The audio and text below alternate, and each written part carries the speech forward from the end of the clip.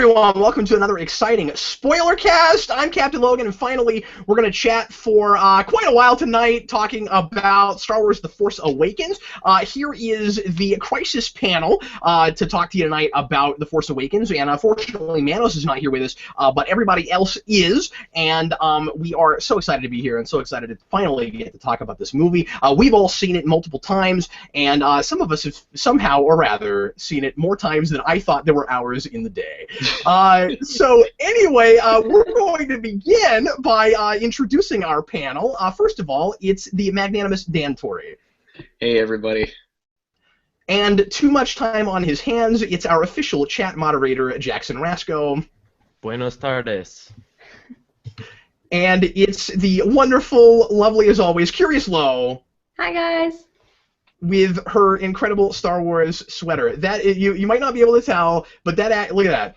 If I talk, I'll get big on the screen and you can see the symbols. There you go. Yeah, there it is. Yeah, I have that sometimes too. I have to like strategically say things like, now I can actually click around and make sure, but sometimes I'm not as quick on the uptake. Where Lo's like, show me. There we go. And finally, it's Beware the Steve Baxi. I don't have anything Star Wars related except my little Podameron X-Wing. Oh, that's pretty cool. That would be. That qualifies as cool. Really? Yeah, it is. And I at love the very least, it Podameron. qualifies as Star Wars. I don't have anything. Falcon, it's great.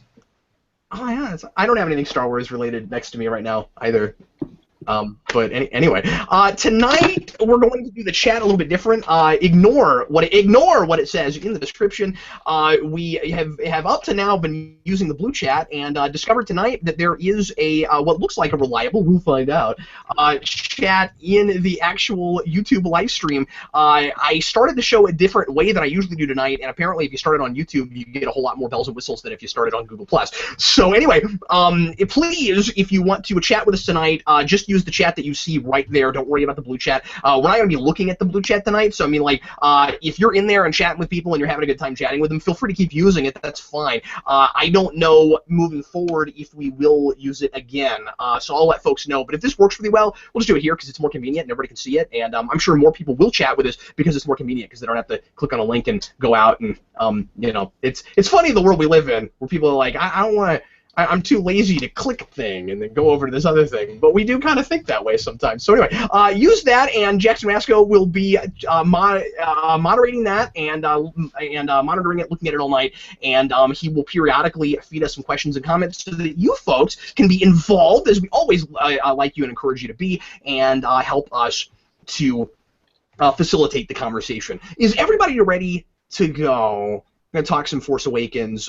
We decided to do this instead of Crisis tonight, so we have a little bit more time to chat. So if this goes till 9:30 or 10 Central, that's totally fine, at least with me. So we're going to go ahead and see how it goes and just get rolling, and we'll have a nice, relaxed evening talking to you about The Force Awakens. As we always like to do on the Spoilercast, I'm going to go round robin. I'm going to start with Dan because Dan has been our Star Wars expert in the past, although I think that Rasco could probably find him on that now. And Dan, you're going to start us off, and I'd like your favorite thing and a not so great thing, and just overall what your first impressions were the first time you saw it. Go ahead. The best thing about this movie is it's kind of the movie I've been waiting to see since I was 12 years old. I absolutely love the movie. I was really, really pleased with it. The thing I liked probably the most about it, other than that, is the fact that it was so focused on the characters in the film. I thought this was a really good introduction to the characters in the film, and that's primarily what the focus of it was. The worst thing probably is that it sacrificed focusing on the characters so primarily for the expanded look at the universe itself. There's some things that are kind of vague, like how what the scope of the new government in the galaxy is after the Return of the Jedi, destruction of the Empire, but that can easily be remedied by subsequent movies, and I'm hoping we get that moving forward. I feel like there was a little bit of trepidation about talking about what the political status quo of the galaxy was because of how boring the politics were in the prequels, and that was one of the main things people complained about. So that's probably my worst thing, but it's not really a deal breaker for me. I just really loved all the new characters in this that were introduced here. I loved that there's such an air of mystery about everything. I loved how much of a first installment this is. I heard a lot of people complaining that this is kind of a movie that doesn't really stand on its own, and I don't really understand that criticism because it says it's an episode in the beginning of the movie, like during the opening crawl. It's the first installment of a larger story, the first act of a 3-part story. So I don't know. I just really, really enjoyed it. What did you guys think about it? Well, before we move on, I want to mention that that was the big criticism of Empire when it came out, and now people think most people think Empire is the best of them. So I don't know. It's like we haven't learned very much. This is going to be a really weird movie to criticize because I don't know if some of the issues I have with it I'll have after we have the rest of it. Exactly. Yeah. We'll find out. It is, and it stands alone better than some people might be making it out to be. There are character arcs that are resolved, or at least resolved enough. But certainly, we're not done. So it's if you didn't like anything, then it would suck moving forward. But let's find out what Steve Baxi thought of this movie. Go ahead. So I loved it. It's very hard not to just open with that. It's so much fun. It's one of the most enjoyable movie-going experiences I've ever had. And plus the audience reaction when you get into the theater and the opening crawl comes up and people are chanting. Oh my god, I love when stuff like that happens. Best thing for me will also be my worst thing. Is Han Solo. I've always, as a kid, I've always been a Han Solo kid. I've loved Han Solo. He's fantastic in this movie. It's the best acting Harrison Ford's done in 10 years maybe. He just kind of plays the same stoic, grumpy Clint Eastwood type character and everything now.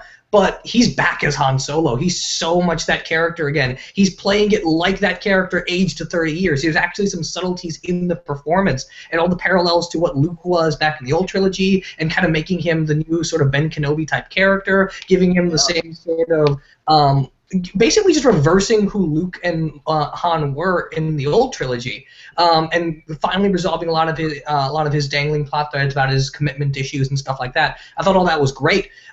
Big criticism though. Dan brought up the thing I wanted to mention earlier, which was the political scope of it. I have no idea what the First Order is. I have no idea what the Republic is. But the other thing after that is the way Han's introduced. And the first few scenes with him are some of the most convenient, unnecessary things I've seen in the movie. The whole thing with Han... It's convenient. The whole thing with Han and his other ship and being attacked by 2 crews, that's so typical Abrams. It doesn't serve any purpose at all. It's literally just 20 minutes of nothing. And the whole thing with finding the Millennium Falcon and it being lost and Han and Chewie being on their trail, unbelievably convenient. His whole introduction is probably the worst part of the movie, despite the fact that seeing him on screen again generated one of the biggest applause in the whole film. But that's about it. It's not enough of a deal breaker. It doesn't hurt how much I like the movie. It's just kind of irritating on rewatches because I want to fast forward all that weird creature chase stuff because it's not necessary. Yeah, I mean, the thing with Star Wars that's tough with plot conveniences is there's always a built-in excuse where it's like the Force did it, Yeah. Yeah. That's not how the Force works, Oh, well, maybe. Because these movies are all about destiny, and these people are meant to link up because the Force is bringing these people together. I'm not necessarily saying that's an excuse for conveniences in the narrative, but Star Wars has always been about that sort of thing in the first place. I think I think that excuse works fine for finding the Millennium Falcon. I don't think that excuse works for that extended sequence where they're being chased in the monster, and it's just unnecessary. Yeah, that's fair. Yeah. I mean, I don't know. I could make up some thematic nonsense, but I think you're right. I mean, well, because I'm just thinking about it. I'm like, yeah, but I mean, he's hauling around these monster things, and maybe the idea is supposed to be that, he was kind of meant to stay and keep being a leader, and he had learned how to not be just out for himself. But then he had this unfortunate, tragic backstory and decided that he couldn't do that anymore and stay with Leia. And so maybe this is symbolic of that life crushing down on him, but that's probably not what it is. I don't know. What did you think, Lo? Oh my gosh, I loved it so much. The whole movie, I didn't cry, even when Han died and stuff. I was just grinning the entire time. Even at that point, I was very upset, but I was just oh my gosh, this is a new Star Wars movie the whole time. I think my favorite thing I think the script in general just was so funny, and I feel like they did such a good job of making it witty without being dumb, which is kind of a pitfall that I think the prequels do. Is that too? Like, there's just so many amazing quotable lines, and it has been torture not to tweet them. I've been trying to be so good and not spoil this for everybody. But yeah, I think that's my favorite thing. Second would definitely be Poe Dameron. He's like my new favorite character. I love him so much. Yeah. Oh, wow. Oh my gosh, I love Poe Dameron. I've been tweeting about him like nonstop. I love him so much. I heard a lot of that, and I gotta be honest with you, I didn't notice just how much he was actually there until I saw it a second time. The first time around, walking out of the theater, I found myself going, well, I hope they do something with him next movie, because he's kind of just, he started a friendship with Finn, and then he's flying around at the end. That's about it. And he had a lot more screen time than I realized. Well, he's so cool. I mean, like, from the get-go, he's, like, Leia's go-to guy. He's an ace pilot. He gets tortured by the First Order, and while he does break, that makes him a little bit more human, and just the fact that he, like, comes back and is still, like, awesome and killing people and just doing flips in his X-Wing. Poe Dameron. Anyways. Mask and everything. Like, just the coolest dude. So what happens now? You talk first, I talk first. Like, it's just so many good lines. And, like, immediately, him and Finn have a better friendship than we ever saw between Anakin and Obi-Wan, like, ever, in 3 movies. In, like, 3 scenes, we saw a better friendship between Finn and Poe. So I mean, the moment I don't know. I really loved him. The moment they met, it's like they were platonically meant to be together. It's fantastic. It's so great. No, absolutely. I have not felt such camaraderie in a long time than the moment when they finally introduced themselves to each other and he named them. I was in love with that bit. Yeah.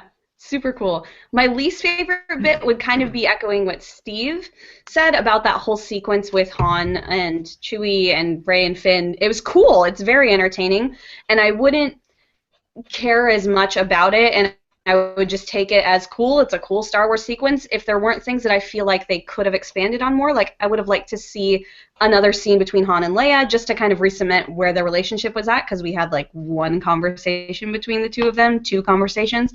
And I would have liked to have seen a little bit more at the end in the aftermath, because there's a moment where Rey comes off the ship and Leia's just like, hey, I'm just going to hug you. I've never met you before, but we're going to hug now. And that felt a little bit like I don't really know what their relationship is because they don't know each other.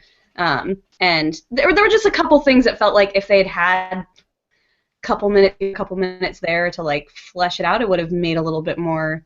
Not made more sense, because it made sense, but it would have gelled a little bit better, and they could have taken that from more, right? Because that whole ending, everything from getting back to the Resistance base to seeing Luke at the end is extremely rushed. It's like just a big moments. And if you had like 10 more minutes and you get rid of all that chase stuff, you could have had some more dialogue in between, made that scene breathe. I'm sure they cut a Luke line somewhere. Exactly. At the same time, though, I think that they're trying to find a balance, and maybe they're landing too far on one side or the other, Steve, where they're trying to find a balance where they're doing the traditional Star Wars thing of not telling you too much and not being too exposition-y. And that was one of the things that I loved about it, was that they were really careful not to have too much exposition and let things happen and let you read it. But then it falls into that pitfall in a few places where there's stuff that I wish they'd come out and told me that the reason they probably didn't was in trying to find that balance.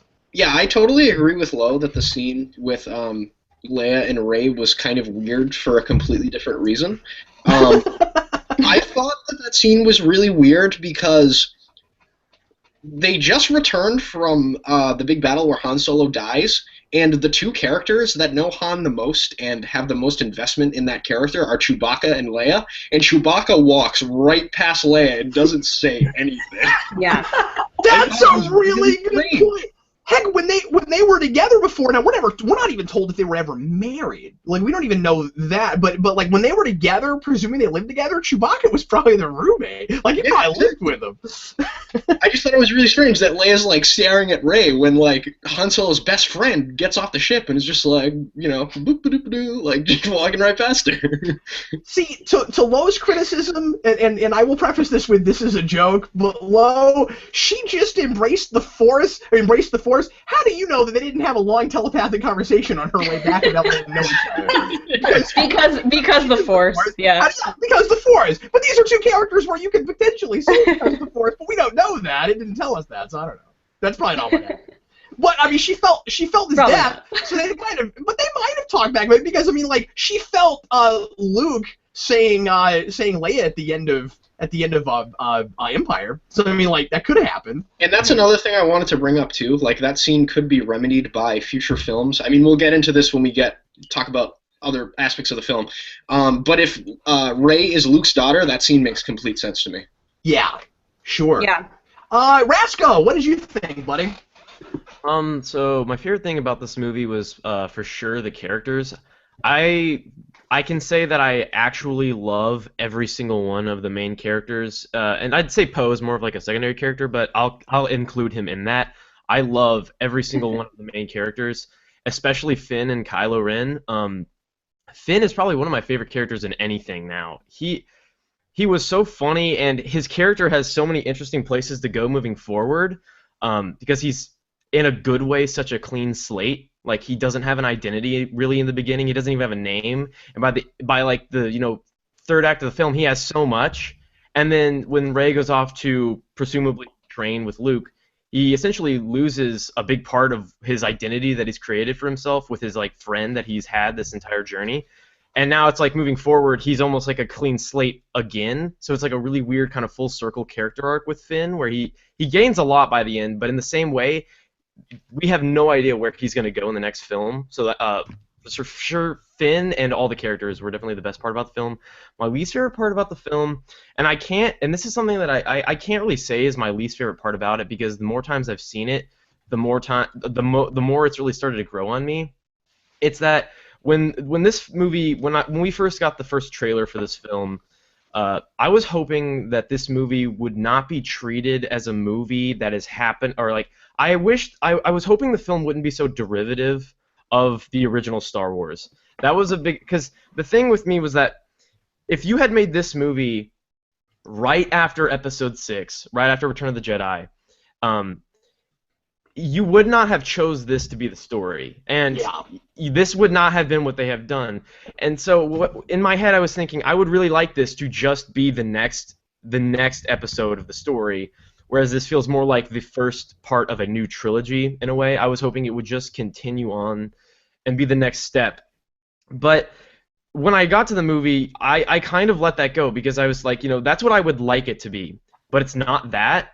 And as soon as I was able to just say, okay, this is not what this movie is not that. This is clearly trying to draw parallels between this and the original Star Wars. When I took it on those terms, I actually found myself falling in love with this movie. I really, really like this movie, and so in a way, it's the biggest con for me is something that I've just come to get over, because they just chose to do it this is the way they chose to tell this story. So I can't even really say it's a big negative, but it's just not, and like this sounds so like entitled, but like it's not what I would have wanted necessarily, but they did it well. They did what they were trying to do well, I think. I think this is probably what Into Darkness was trying to do, but didn't succeed in doing as well.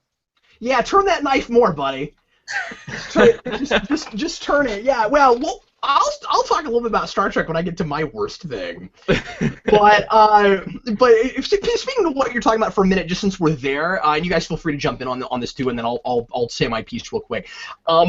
Rasco, I feel like, and I don't want to spend too much of this time, of course, ragging on the prequels, and I was going to try not to bring that up as much as possible, but I feel like I have to here, because some of it I think kind of hinges on whether or not you like those and whether they worked, because this is a thing that is Star Wars is, of course, calling back to the old serial format where you have chapters, but then it's also supposed to be 3 separate trilogies with space in between them. And with the prequels, you hear Lucas all the time talk about how, and again, whether this is effective or not to you, Lucas talks a lot. You know, I heard even in his commentary on Empire, he's talking about this because it's after he made the prequels, the one that I listened to, that the prequels were meant to like foreshadow things, but you're seeing them after you saw the original, so it looks more like callback. And if we're doing that all the way through between all three of them, where there's these echoes and there's this symmetry, you kind of have to have that. But the problem, just in my opinion, for me, is that you're going to end up with probably two trilogies that are really good, or at least serviceable, if nothing else, and one that's kind of not great. So that kind of poetry is already kind of a problem and not really working. But I think they feel like they have to do that because that's the precedent that was set. Mm-hmm. So it's kind of a difficult, it's kind of an issue if you think the thing was damaged already by the prequels. So I don't know. So that's a thing. But I hear what you're saying, Rasco. I mean, going right after, you know, and the thing is, any of us that have, and I haven't finished this book yet, but like anybody that's read like the Thrawn trilogy, there, you know, there's a part of me that would love to have seen this set, you know, only a few years after, but then you can't have that because those actors are too old, you know. So, but then you do get a little bit of that symmetry with how much space happens between the prequels and the original trilogy and then this, so that's kind of fun. But yeah, I was shocked to see episode 8 in the title crawl, or episode 7 in the title crawl. I mean, I was shocked they even titled it episode, or like in the crawl that they put episode 7 you didn't think they'd do that? I didn't think they'd do that because you had just heard of this as, you know, Star Wars: The Force Awakens, and we had like I was wondering, I was debating that with my friend when we were waiting in line. I was like, I wonder if they'll actually say episode 7 in this or not. Yeah, I feel like, and I thought it was weird that they weren't advertising it that way, considering how hard they made a big deal out of episode 1 when that came out, right? Where it was like, you saw episode 1 all the time before you even saw Phantom Menace. But I thought Disney made it really clear when they first announced it that it was definitely going to be 7, 8, 9 in the new trilogy, but as opposed to just more of these. Yeah, but I might be wrong about that. I don't know. Call it episode 7. I saw him refer to it as that when they were filming on set in like a behind-the-scenes thing. Oh. So I had reason to think that, but for some reason I was just like, no. For some reason I think they'll just try to stray away from it. I didn't even think they would reference clones. And when Kylo Ren's like talking to Hux and he's like, maybe Snoke should consider a clone army. I didn't even think they'd do that, and it actually kind of like that they brought that up. Oh, I love that, yeah, because there's a lot of pros and cons to what they're doing versus clones. As Dan said, I wish we knew more about some of the politics and the background and stuff, because I'm not sure why what they're doing is better than clones when you're talking about trying to program people after they're born. I'm like, why are we just picking up people that are born when we could just make people? I'm not sure why they're doing that. But, I have somewhat of a theory, but it's really just kind of predictions and stuff like that. Sure, yeah. I mean, there's all kinds of stuff that you could guess at, and hopefully we'll learn more about that. But yeah, no, I would assume that with the discussion of Luke going off to find the Jedi Temple, that we'll get more prequel like iconography and stuff moving forward. I would expect to see something in the second one. Or maybe even predating the prequels. Oh, sure. You brought up the expanded universe earlier, and I think going into this as a fan of that stuff, this seemed to me this movie kind of justified for me getting rid of that stuff, because if they're going to be delving into the ancient history of the Jedi and changing things, like the planet that they go to where the first Jedi Temple supposedly is inherently different from where the Jedi start out in the expanded universe lore, so I can see why they needed to kind of wipe that stuff out of canon. And they did take some things from the expanded universe. Han Solo and Leia's kid falling to the dark side is an expanded universe thing, and one of the legacy children being named Ben is an expanded universe thing. So they did have some nods to that kind of stuff, which I appreciated as a fan of that stuff. Yeah, I mean, I kind of thought that they might straight up adapt some of it, Dan, and was a little surprised how much they're going their own way with it. But yeah, there's nods to it and there's borrows from it, but it's not just like, okay, we decanonicized it so that we can show it to people that haven't seen it. Right, and in a lot of ways, the new Empire is sort of walking the same path that the Empire does in the Thrawn trilogy. At the risk of spoiling things for you, if you want to read the rest Oh, of it. yeah, actually, do me a favor and don't do that, because I'm reading that right now. Okay, yeah, but they kind of do. That's just for me. I'm selfish. I don't care about the rest of you. I just need him to not spoil that for me. Yeah, I'm just saying, like, their creation of the new Starkiller-based Death Star-esque thing sort of parallels what the Empire ends up doing in the Thrawn trilogy in a very different way, but it's sort of like harkening back to the glory days of the Empire and trying to recapture that. And I actually liked the Starkiller base a lot more than other people seem to in what it is. But we can talk about that as we go forward, I guess. Sure. Well, I'm gonna throw out a best thing, worst thing real quick. I've talked a little bit, so I'll try to make this brief if I can. My favorite thing, as has been alluded to already, is that the new characters are not generic.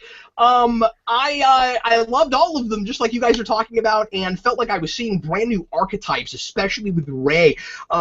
This is uncharted territory. These are people that, I mean, like they are, especially with Rey. You have traditional mythological stuff going on with them, just like, you know, that echoes things going all the way back to antiquity, just like you had with Luke Skywalker, but Rey is not a carbon copy of him and is very, very different from him, and I was really excited to immediately fall in love with these people and find them to be unique and their own and people that are worthy of this legacy.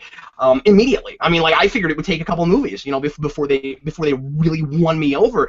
This is a weird thing to compare, but this is a thing that I had with Heroes Reborn, with bringing that back, where it's got this brand new cast of characters in it first, and some of them I've come around on, but a lot of those characters felt really generic and kind of one note to me, and was really, really excited to not have that with Star Wars. Faye is probably my absolute favorite thing in the movie, and we'll have to talk a lot about her later. But I really like, once again, I was expecting female Luke Skywalker, and she is that in her destiny, but not in her characterization and personality. This is a character who instead of dreaming about adventure and excitement, is someone who is waiting for a family that she used to know, and inherently splits her off from Luke Skywalker and makes her very different, because he was an orphan. He was somebody who didn't know his parents and had an upbringing from an aunt and uncle, but they didn't seem to be real close with them, and so he was kind of isolated and alone in that way. This is not a character with Rey that we're going to have to worry about. Will she or won't she go to the dark side? That's not. She is the ray of sunshine, the ray of hope. That's good stuff. I'm real excited about that. And also, probably equal to that favorite thing is that then, with her not being carbon copy of Luke Skywalker, our main villain is evil Luke Skywalker. I mean, straight up evil Luke Skywalker. Oh, I can't wait till we talk about the bridge scene. I will want to live there for 15 minutes with you guys. Just wait till we get there. Anyway, my least favorite thing is giant Mega Death Star. Now, some people are okay with giant Mega Death Star. I want to call it the Technodrome. My issue with the Technodrome is that that is the one big thing that is too much of a derivative callback thing, where I liked a lot of that stuff and was surprised that I did, especially the things that were, I mean, things that are just references, where it's just a person mentioning a thing to another person. I thought a lot of the time that was handled really naturally, where it's like, well, yeah, it's something that we know about, but these are major important things that happen in these people's lives. They would talk about them.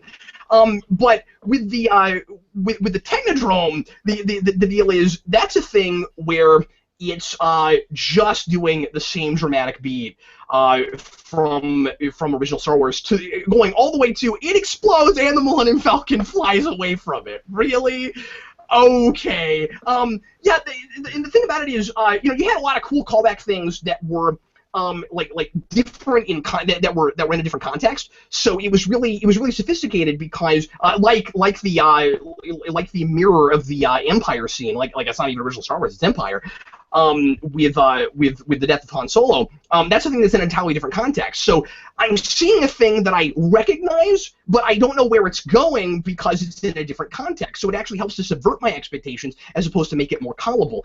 The big thing with this new giant Death Star thing is that that's in there in my mind. I think just kind of to be a cool poetic callback thing, and it kind of and it's not backed up with story. Like, I don't believe it. I don't buy it. I don't believe that the First Order could build it. I have a tough time with the idea that they haven't been able to take over as much of the galaxy as the Empire did, but they can build something 60 times bigger than what the Empire built. I don't like. I realize it was already a planet and stuff, but this thing can take the power of a sun. I don't know about all that, and I needed more time to spend with the Republic before we blew it up, because I don't. And I guess we'll have to get into this, but maybe we should just go here right now because I want to hear Dan talk about this because I'm hoping that he can clear this up and make me like it more. Dan, why would you have in New Republic the shadows? I loved all the shadow iconography, by the way. The imagery, the shadows of the Empire. That's the First Order and the Rebellion. Like, why would there be a rebellion that is separate from the New Republic? I don't get it. Well, the opening crawl says that they're not separate explicitly. It says that the Resistance is kind of the military arm of the New Republic, and General Leia is the one that commands all of it. So they're just like the military arm of the New Republic. They're I not don't buy that though, because then the Republic, that seems inconsistent to me, because then they say toward the end, or I mean toward the middle, when the Republic planets blow up, that without the army of the Republic they can't possibly win. They said the Republic fleet, not the Resistance part of it. So the Republic has its own fleet of ships. Oh. But it's weird to me because they have this whole thing about how like the New Republic is secretly working with them, and I don't understand why they'd have to, because they would obviously be against the First Order anyway. So just I'm confused. Yeah, I mean maybe the Resistance is like the Spec Ops kind of thing. I don't know. Okay. But the reason that I like Starkiller Base so much that you mentioned earlier. Yeah. Oh, you like it? Okay. Oh, I actually liked it a lot. I thought that it was very cool that it actually is a Starkiller, like the name means something, and the weapon operates by sucking the light out of the systems that it operates in.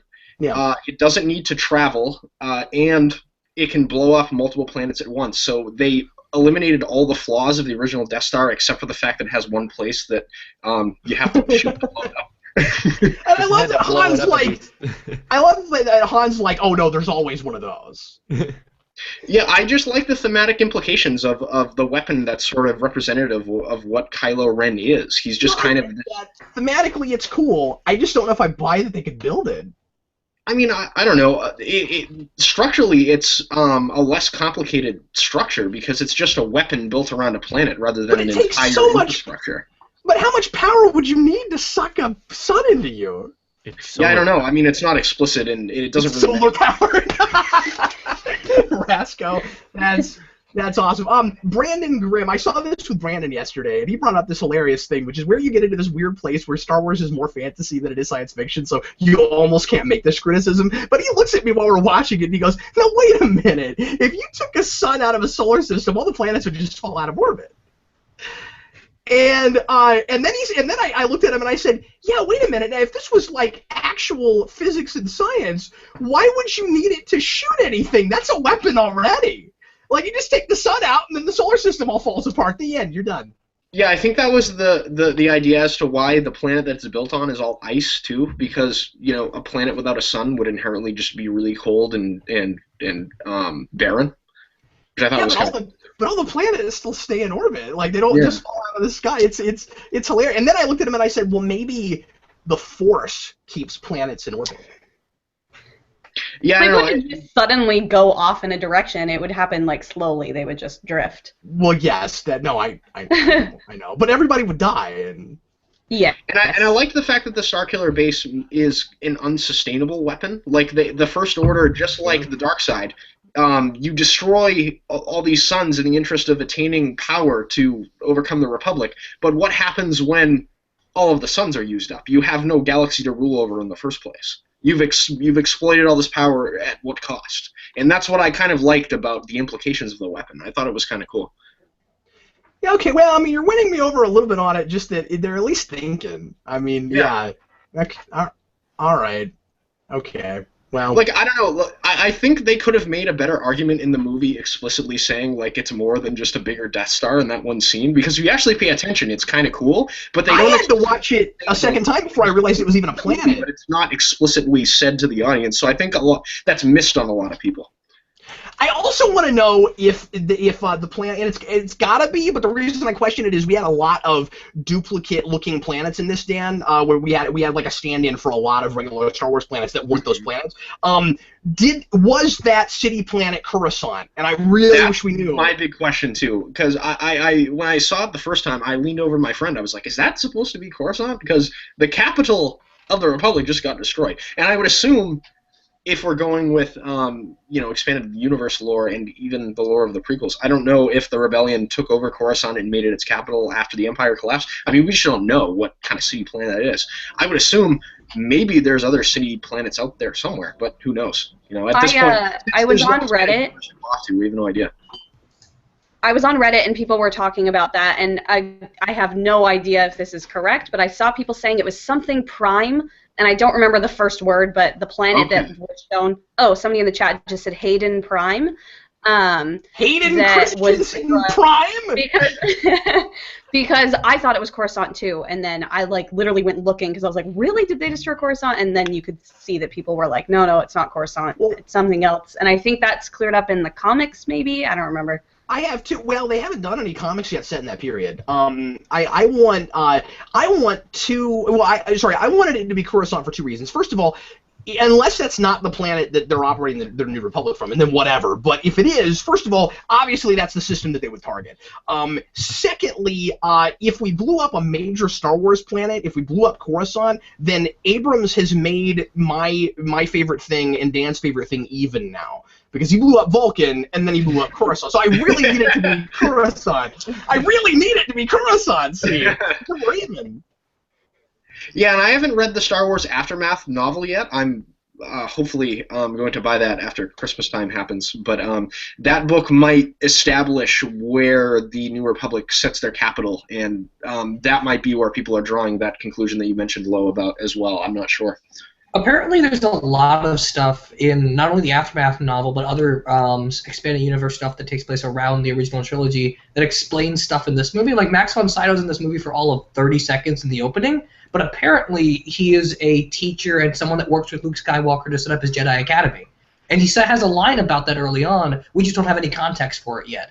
And the movie's pretty open about that. Like, there's lots of moments where they literally come out and say that's a story for another time. So I guess maybe they're hoping to do more of stuff like that. But I guess this is like what we said earlier, just an issue of this will be a very different thing to talk about when we have the next three movies or next two movies. One of the things I loved about that guy too, you could tell J.J. Abrams was on a mission right after the opening crawl ended, because the first spoken line of dialogue in the movie is, "This will begin to make things right." I was like, yes, thank you, J.J. Abrams. I didn't pick it up the first time, and then Dan sent me a message. The first thing Dan Torrey said to me about this movie was, "Did you catch the opening?" I said, no. He said, "This will begin to make the guy." I was like, holy crap, that's brilliant. I went and saw it again, and I kind of lost my mind. I knew it was coming, but just the line delivery, I was like, that's pretty great. It's so cool. Hey, Steve, I'm sorry, I gotta stop everything for a minute and ask Steve a question. Steve, is that actually some sort of a Star Wars jacket, or does it just look remarkably like something that somebody in Star Wars would wear? I guess it's the latter. I just bought this before the movie even came out. It's not a Star Wars thing. Oh, okay. All right. That totally looked like something that Poe or Han Solo might wear, and I wanted to... Oh, I know. I had this conversation with a million people. I'm a Han Solo kid. I dress like Han Solo, apparently. Just like subconsciously, you don't even, It's like mythological archetypes. They just happen. You don't have to do it on purpose. They just pop up. And there they are. Well, why don't we get some questions and comments from the viewers, Rasco, and we'll use that to facilitate the rest of our conversation. Go ahead. Okay, so this is a comment from William Parcell. Did it bother you that Rey's Force abilities developed so quickly? Potentially. It depends on what they do in the next couple of movies. I want to talk about Rey for a little bit and mention something I noticed the second time I watched the movie. I am almost 100% convinced that she's related to Luke to some degree. Me too. Because Same. Kylo Ren interrogates Rey in that scene where he's trying to get the information about the map from her. And he says that she struggles to sleep and sees a water planet with one island in the middle. And that's the planet Luke is on at the very end of the movie. So she's sleeping even before she picks up the lightsaber, is dreaming about the place that Luke Skywalker is on. So she is related to him somehow. I don't know how. I can't think of any other connection other than the fact that she's his daughter. But she's been dreaming about the place that Luke is. There's actually Dan, there's a lot of stuff pointing toward that. Like the fact that the lightsaber calls to her, and that the one thing from the trailers that wasn't in this movie is now I passed it to you. I mean, I think a lot of us already thought she was probably his daughter before we even saw the movie. I mean, there's lots of fan theories out there. Eric and I had a whole conversation about the movie the other day, and one of the things is that R2-D2 went into low power mode ever since Luke left, and then he just activates the rest of the map when Rey shows up. Which was my other huge. I don't understand what I'm looking at in that scene. Yeah, I mean, and she's living. Episode 8 could explain that away, but just for now, I guess that's the prevailing fan theory. But to the comment that we just read, a part of it's an issue just because we don't know what Rey's history is. The big thing Eric and I said is that maybe it's like a repressed memory thing. Like maybe she used to have like force powers, and then now she's just subconsciously channeling them. But stuff like knowing how a Jedi mind trick works without us realizing she's ever learned about any of this stuff is a little strange. Yeah. Yeah, it kind of looks like she just grew up watching the original Star Wars movies on VHS. Like, it was so cool that Daniel Craig was the stormtrooper in that scene. That's hilarious. Somebody had to tell me that. I was like, what? No, but I think it could potentially work, like Steve said, with the repressed memory thing, and being directly related to a Jedi as strong as Luke that's trained in the Force would make sense as to why she's able to resist Kylo Ren so forcefully. I mean, Leia is strong in the Force, but was never really trained. Especially in this movie, we see that she has some ability to feel the Force, as we knew in the other movies. Like she feels when Han Solo dies very explicitly in this movie. But if you're the kid of Luke Skywalker, you're definitely going to be stronger. And I'm not convinced that the main protagonist of this movie can't be someone with the last name Skywalker. I can't possibly conceive a Star Wars trilogy where just the bad guy is a part of that lineage. I think Rey has to be. She has to be. Well, and once again, if she's not, then would that lightsaber have potentially called to other people? Like the thing, the lightsaber revealed way too much stuff from her that seems like that would have been privy Force information for somebody of that lineage. Let me ask you this question, Dan: is it possible that when she touches the lightsaber, that because of the two Jedi that touched it before her and her being so latent but a Force user, that maybe it jump-started her ability to use it faster? I think so, because in Star Wars lore, artifacts, well, we talked about this briefly before in one of our Crisis chats. Yeah. For objects that are used by very powerful Force users, store some of that resonant ability in them. So when you touch them or use them, you become more powerful in the Force. Your connection to them is stronger. Since the expanded universe is wiped out, that could potentially be bunk, but traditionally in Star Wars lore, that's what it has been. But there's another big reason to think that it's not bunk, Dan, and that is I'm convinced that the same thing is happening with Kylo Ren and the Vader helmet. Yeah, no, I agree. And one of the things that's so cool about this whole duality between those two characters specifically is if Rey is Luke Skywalker's daughter, Kylo Ren and her represent the dark and the light aspects of the Skywalker legacy. That's so cool. Yeah, but then he still has that like resisting one side over the other, and just like Luke did, except I don't know. I just love him, Dan. Like just the whole. He's my favorite character. The whole idea that you would want to embrace the dark side because that's almost in your mind like the right thing to do, but you were tempted by the light side. We were turning all this on its head. It's fantastic. Anyway, we'll talk more about that later. But that is like I can't stop thinking about it. It's such interesting mythology. It's so cool. Another thing that supports like the residual like force energy being held in artifacts is that when Kylo Ren takes off his helmet when he's talking to Rey, he slams it down in like a bowl of ashes, and I'm almost positive those are supposed to be Darth Vader's ashes in that bowl. Ooh, that's interesting. Oh, jeez, wow. I didn't think of that, but you might be right. That's cool. Yeah. I've seen like I got picked up on that like the fourth time. I was just watching that. I was like, why does he have the ashes there? That's so unclean. Like, ew. But then the more you think about it, like, it makes a lot of sense. And By the way, I didn't say this earlier, but Rasco is the one that has seen this movie 4 times. I'm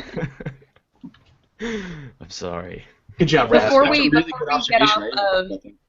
Before we get off of Rey and the whole Luke thing, because there's like a lot of stuff even beyond what we've already talked about. Like she's living within less than a day's journey to the guy that was giving the map. What's his name again? I forget it. But who was somebody who lived with Luke and presumably knew Luke. Yeah. Also, there are multiple times where people ask the question, "Who is this girl?" or "Why do we why is she important?" and then they never answered in the movie. One of them is when Maz's character is talking to Han, and she said, "Who is she?" And then it just cuts to Rey going down the stairs to find the lightsaber, and they never go back to that. Somebody also tells Ben Solo that there was a girl with them, and he's like, "Who is she?" and they never go back to it. Yeah, so they're definitely, and that's the first time that we see him like wreck the heck out of his console, and the stormtroopers do their little like, nope, like run away. But yeah, so they're definitely playing up her identity. If it isn't Luke's daughter, it's somebody super important. Yeah, and here's the thing, and I resisted that a little bit, and we'll see where it goes next, because it's one of a couple of things, right? Like, who is going to be surprised by that revelation when we finally get it? Like clearly or maybe not clearly, I think they're trying to make this the I am your father of the next movie, and if it is his daughter, everybody's got, like, even if people aren't thinking it now, this thing's going to be scrutinized like crazy by the time that comes out. This will be, mark my words, this will be in the theaters for the next 6 months. Like, it's making so much money. So like you know, Rasco will have seen this 23 times before it comes out of the theater, and I'll justify them keep showing it. I'll be the one that justifies it.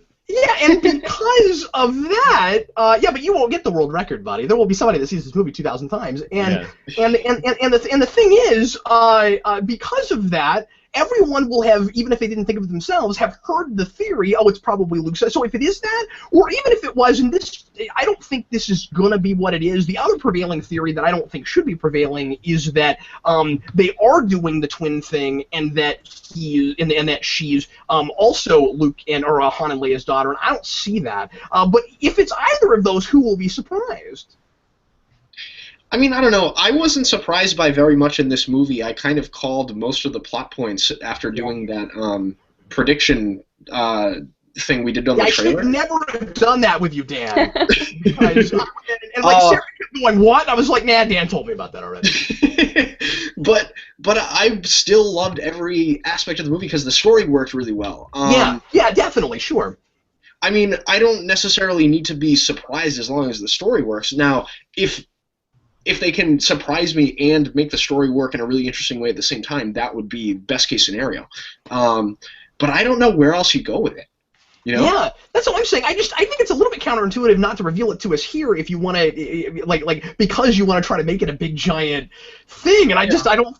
But then again, what could you possibly do in this day and age that would surprise people in the way I Am Your Father did? Because I don't know, we're just a little more movie savvy now. We see we've done a lot more of this kind of stuff, and that's true. And to your point, I feel like that's why they gave us the fact that Kylo Ren was Han Solo's son reveal so early in the movie. Yeah, like, we got that much earlier than I expected. Sure. Yeah. Which I appreciated. I thought it was cool. Because otherwise, everyone would be scrutinizing it as this is the parallel. And I have to say, too, like, Adam Driver looks just like a young Harrison Ford. He's even got, like, the big nose thing going on. Yeah. It's so cool. and a lot of people are saying, and this is another reason that you've got to assume that Faye is in that lineage. That Rey is in that lineage, regardless of whose daughter she ultimately ends up being. Is how much she looks in the face like Natalie Portman. That's true, yeah. I've been hearing that a lot, and I didn't pick up on that myself, but the second time I saw it, I went, yeah, they're not wrong about that. She's got the same kind of body type generally too. Yeah. They should put her in that weird like skin tight white thing that she had at the beginning of Attack of the Clones. Before we move too far away from this because Jackson brought up the ashes and the dropping the mask down thing, and I was talking about Vader's helmet. One of the things that I thought was really cool that I picked up with the second time and not the first, I thought was really subtle is I like this is a thing that we talk about a lot with superhero stuff here on this channel, but it's in here too, is the idea about like how masks work with identity, and it was done a little bit differently here than I've seen it before, where three of our main characters, including a bad guy, when we first see them, they're wearing masks. And the two good guys take their masks off very early on, giving me this impression that that's symbolic of their not wanting to be who they seem to be right now, and that deep down they see themselves as something else, so they're trying to move away from it. And then contrast that with Kylo Ren, who keeps his on all the time. He's a Vader wannabe. He wants to be Darth Vader, and when he finally begrudgingly takes his mask off, he looks like this really attractive, like kind of perfect guy, and doesn't like that. He looks too much like the light side, and so there's some really cool stuff going on with identity and how people see themselves, and masks, and I really dug that. Yeah, I think part of what I love about that and the mask stuff is when Kylo Ren takes off his mask, I heard someone describe it as this. It's basically an anti-reveal because he takes it off and there's nothing wrong with him. His face is absolutely fine. He is just a normal-looking dude. But the thing that gets me about it is both times the mask drops, the way the sound editing is, it sounds like it weighs like 10 pounds. Yeah. Literally all of the weight is on the mask. That this kid except in the mask. And I think the best part about that is every time Kylo Ren is in a scene and you get like the dark side and kind of Empire March and all that, in the background you do hear Darth Vader breathing. And they do that for some of the other characters. You have like Luke whispering and Ben Kenobi whispering and stuff to specific characters throughout specific scenes, but it's always the Vader breathing. And J.J. Abrams had a big deal out of this, and they do this in the original trilogy where depending on the title you take, you're a different person. So Anakin Skywalker is not Darth Vader in the way people always want to think about it.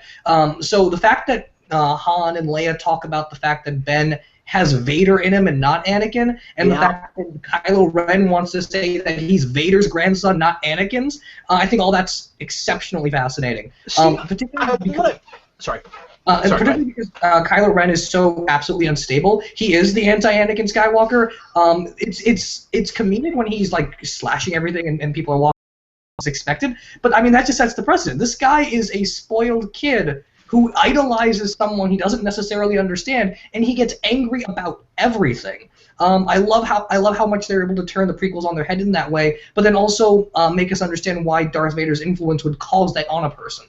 And they made him they made him like a spoiled kid and a total brat, but he's fascinating and I like him. And I mean I don't like him in the way I like Rey. I'm not supposed to, but you know what I mean. I want to make a radical suggestion, Steve. And this is one of those things that before we started talking, I said I'm going to say something stupid, but I want to know what you guys think.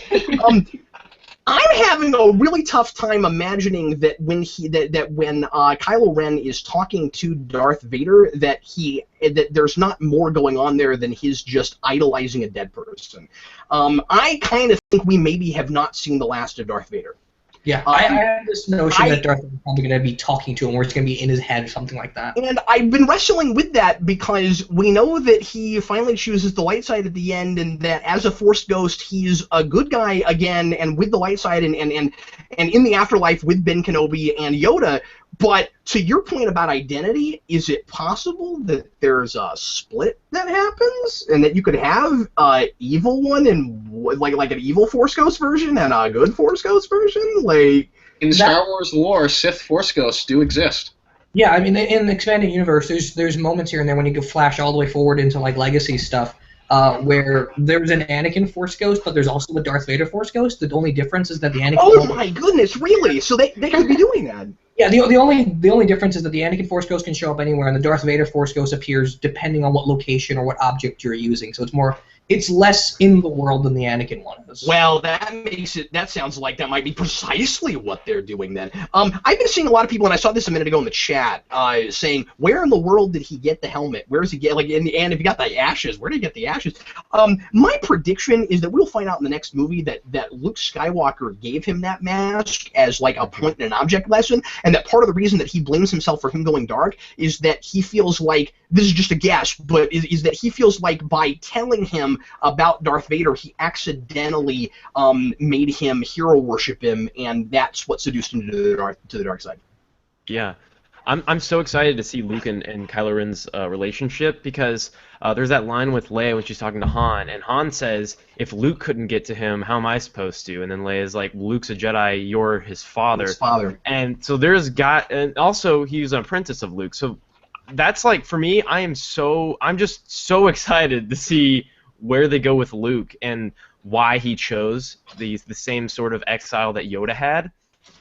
I mean, I think Luke probably feels really guilty, and I agree with you that he probably accidentally kind of made Ben Solo idolize Darth Vader. It probably, when he was probably trying to do the exact opposite. He was probably showing he made the right choice in the end. And I saw. Well, and he represents what Luke would have been had he been seduced by Vader and gone to the dark side. Like in Luke's mind, it's got to be just as bad as if he went to the dark side. Is that then he trained a guy that did the same thing? Yeah, and like the thing about Vader and Kylo Ren is that they're almost like Vader. You can kind of infer from Return of the Jedi that Vader was kind of a person who he felt that he was too far gone. Like he himself felt as if he'd already made the wrong decision too long ago, and he probably deep down wishes he could change, but he thinks that he's too far down that road. Whereas Ben Solo, he wants to be the person that has no battle inside as to whether they should be a Jedi or a dark side Force user. He wants to be part of the dark side, but he naturally is pulled towards the light. When he's talking, he's like, I felt it again, the pulse of the light, or whatever he said. And he keeps apologizing for it. It's like sacrilege to him. Yeah, I was talking with Connor, and Connor was talking about how it's almost like a confessional for him. He's like, I've sinned, like I feel as if I'm being pulled towards this thing that I know is wrong. And he sees Snoke as the priest. Yeah, and J.J. Abrams, I saw an interview with him where he was talking about how he's like, Kylo Ren feels that Vader was seduced to become good in the ending of Return of the Jedi. Like, he feels like that was Vader failing at his task. And so that's like maybe the most important thing for Kylo Ren, is that he isn't seduced by the light side of the Force. That's interesting, because I thought he was just completely ignoring what happened to Vader at the very end. So that's cool that they might bring in more of that, because the whole time he kept talking about that, like I'm failing, I'll never be as powerful as Darth Vader. I kept thinking, like, you don't understand that guy. Like, you have no idea what he is, but maybe he does, and he's like, and he wants to be more powerful than him because he wants to be the Vader that didn't fail. I would absolutely love if they did something like that, because one of the things I've always loved about the Expanded Universe and the Sith Lord specifically is that the Expanded Universe gives the Sith a worldview that isn't just, we're the bad guys. Yeah. They're twisted, and you can identify it as evil, but they have a reason as to why they go about the things that they do. They believe that the Republic, the system of government that the Jedi promote, is inherently corrupt and weak and promotes widespread suffering when there's not a centralized, regimented order. And the Sith see that, the strong people are the ones that deserve to rule by, the fact that they dominate everybody. And that's kind of twisted and evil, but you can sort of see at least what their line of thinking is. And I think Kylo Ren, growing up in this world and being disillusioned with the Jedi and their philosophy, is kind of contradictory, which they do in the Expanded Universe. They say, like, oh, these are a bunch of, knights that are supposed to be peacekeepers that are also pacifists. That doesn't make any sense, Well, and it might even be as, I mean, I'm sure there's something deeper like you're talking about, Dan, but there also might be the simplicity to it of, well, if they were so right, why did they all get killed? Why aren't why am I and Luke Skywalker like the only ones left? And there could even be this kind of weird thing of like, if there's only two and they're good, then one of them has to go dark, because you're supposed to have more than that with Jedi. The rule of two thing is the Sith. So just by virtue of having that, you end up one of them craving too much power and striking down the other one. Yeah, so I would love if this movie is primarily about fleshing out the dark side much more than the original trilogy did, because the original trilogy is kind of all about the Jedi. Yeah. Yeah. Ultron 32 wants us to Yes, talk thanks, about because we spent Snoke. like half an hour on the last question, so we should probably... Yeah. Go ahead, Rasco. Ultron 32 just wants us to talk about Snoke for a little bit. He's So- gotta be Plagueis. He's got to be Plagueis. They even have an offhanded moment where they call him wise. He's got to be Plagueis. Oh, I I didn't don't even... know if I buy that. And plus, it would make the thematic stuff so much more interesting, because Plagueis is the teacher of Palpatine. So you're bringing things all the way full circle again in another way. I think that. So my wife and I were watching the first scene where you see Snoke, and I look at her and I say, "Is he really a giant man?" and then my wife says, "Well, yes. Look at him. He's a giant man." And then I said, and before we had any indication, I said, "No, that's got to be a hologram." She says, "Pfft, that's a giant man." And then it was a hologram, and then I looked at her and I said, "I told you so. It's not a giant man." And then we thought about it later, and we thought, we never see him out of that room. What if we finally get to him and he's a giant man? What if you finally get to him and he's like Yoda height? Yeah, what if he's a tiny, tiny person? It's like, science doesn't matter. Yes, it does. And that's why I try to make everybody think that I'm a giant man. Well, What I really It's want to very know... Man Behind the Curtain from Wizard of Oz. yeah. Yes, well, it might be. We'll see. Maybe he's even Yeah. bigger than that. And he had to shrink it down just to be in that room. No, I'm kidding. Yeah, maybe he's like a Titan. No, the only thing I wish, guys, is that giant chair had really been there instead of it disappearing too. Like, I wanted that chair to really be there, and then like he's got a hologram that disappears off of it, like the chair is in the. Or no, maybe those were also. Actually, in the original trilogy, those were also holographic chairs. Anyway. Yeah, it's going to be interesting. I don't really have any thoughts on him other than we need to see more about him. I like that they kept him sort of shrouded in mystery. I like that we got to see him and what he looks like, sort of like we did with the Emperor in Empire Strikes Back. You get to see the hologram shrouded version of him. And he was a giant head. He was, that's right. And Keep telling me, like, I keep hearing these complaints from people where they're like, I didn't like that he was this big giant guy. That's too over the top. I said, we did the same thing with the Emperor, and they said, no, we didn't. He's a giant head. Like, people keep forgetting that. He's a giant head. It resembled the gigantic Zeus statue from ancient Greece, or like the Lincoln Memorial. Like, he's this larger than life leader that everyone worships. It's kind of cool. He needs to be an evil mirror of Lincoln. He rules the empire like a tyrant.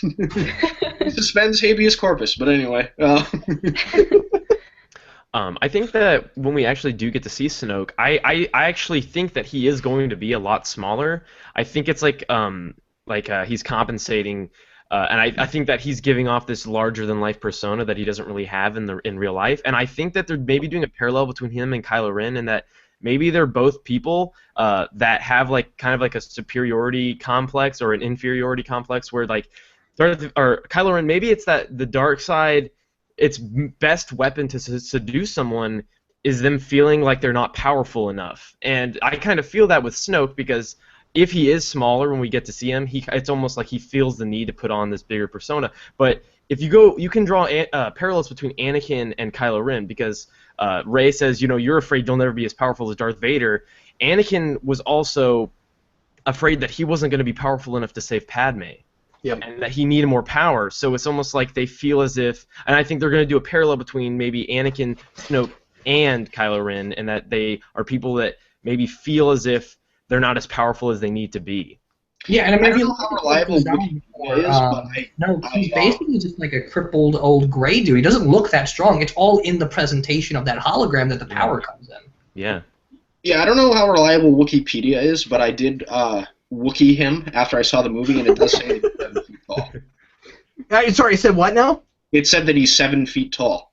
He's got to be either very tall or very small, because thered be no reason, with all of the practical effects that they did, to have a motion captured character. Yeah, I don't know Yeah. why he's a CG That is guy. exactly the same height as a human. Yeah, because they're using CG sparingly enough and always really well integrated that when they're doing a thing that's really hard to do any other way and it has to be CG, it pops out more than it ever would anyplace else. I could not stop thinking like Harry Potter when I saw him. He's Voldemort, and there's got to be a good reason for it because otherwise they would. I mean, like him and Moss are both like the two really obvious CG characters in this, and it's okay with her because I don't know how else you'd do that. I mean, unless you used a puppet, but I think it looks better than it would if you did a puppet in that particular case. So like they're earning that. It's okay, but like with him, I don't know yet.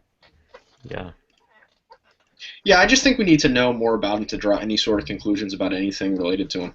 Yeah, absolutely.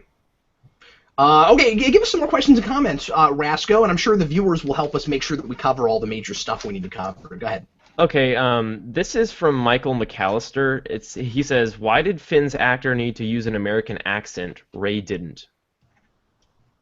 That's a really good question. Why is he? Yeah, because he's not American. Why is he faking an American accent? Yeah. Yeah, I think that maybe it's because they want you to pay attention to the fact. I think they want you to think about the fact that Rey does have an English accent. But why? Because, okay, why I think she does, if you notice in the little force vision she has, she's being taken away, or her hand is being held when she's yelling "come back" by the same guy that one quarter portion. That guy? Yeah. And that guy does have he has a weird alienish voice, so it's hard to kind of, so it's not the exact same thing, but he does have like a British accent when he speaks. Is that the guy? I don't know that I'd call that British. Is that the guy who's played by Simon Pegg, or did Simon play somebody else? Because Simon Pegg talked in an interview about wearing a fat suit, and I assume that had to have been who he was playing.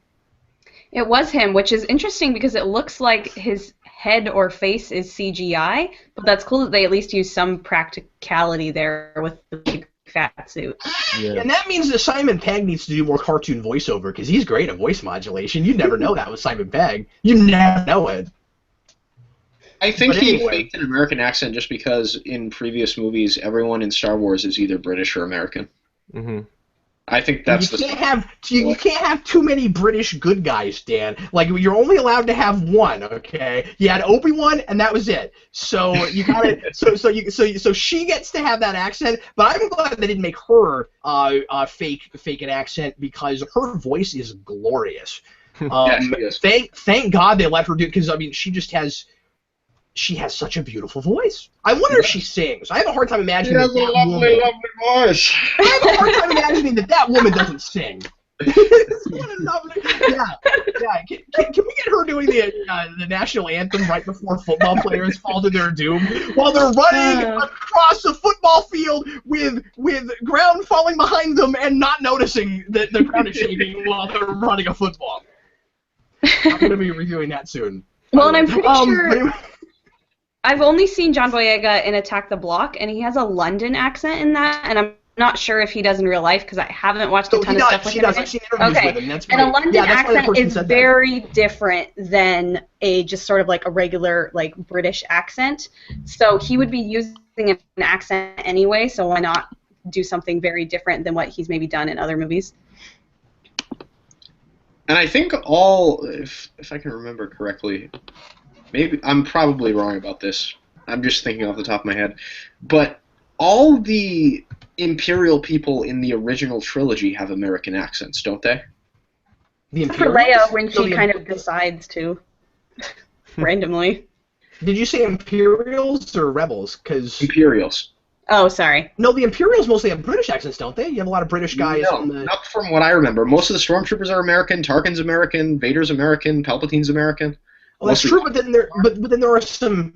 Well, in Empire, I remember there are at least a couple of guys on Star Destroyers that have British accents. And then what's weird is maybe I heard this wrong. I thought I heard either Kirshner or Lucas One in the commentary say something about how all the bad guys were supposed to have British accents. Okay, yeah, then I'm probably wrong about that. I'm probably misremembering. So I think and I'm almost positive Tarkin has a British accent because he's British. And I don't think he's faking it. And when he played Doctor Who, it was British. Okay. That's the only thing. That's the only other thing I know him from. Yeah, I'm probably misremembering it. I was just spitballing. And for any Doctor Who fan out there, the version he played was called Doctor Who. Just saying. Anyway, sorry.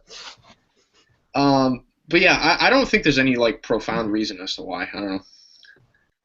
Well, let's talk about him while we're there. He was just wonderful, and I was so glad that when we got the moment, because it was distracting me the whole movie. When we finally got the moment when they said, "Oh yes," and it was the first time that he had ever been in battle, because I kept going, "Why now? Like why now?" I don't know how a guy though programmed from birth to be to like not have his own individual identity and to be part of this oppressive force would have that good of a sense of humor. I don't know how that happens.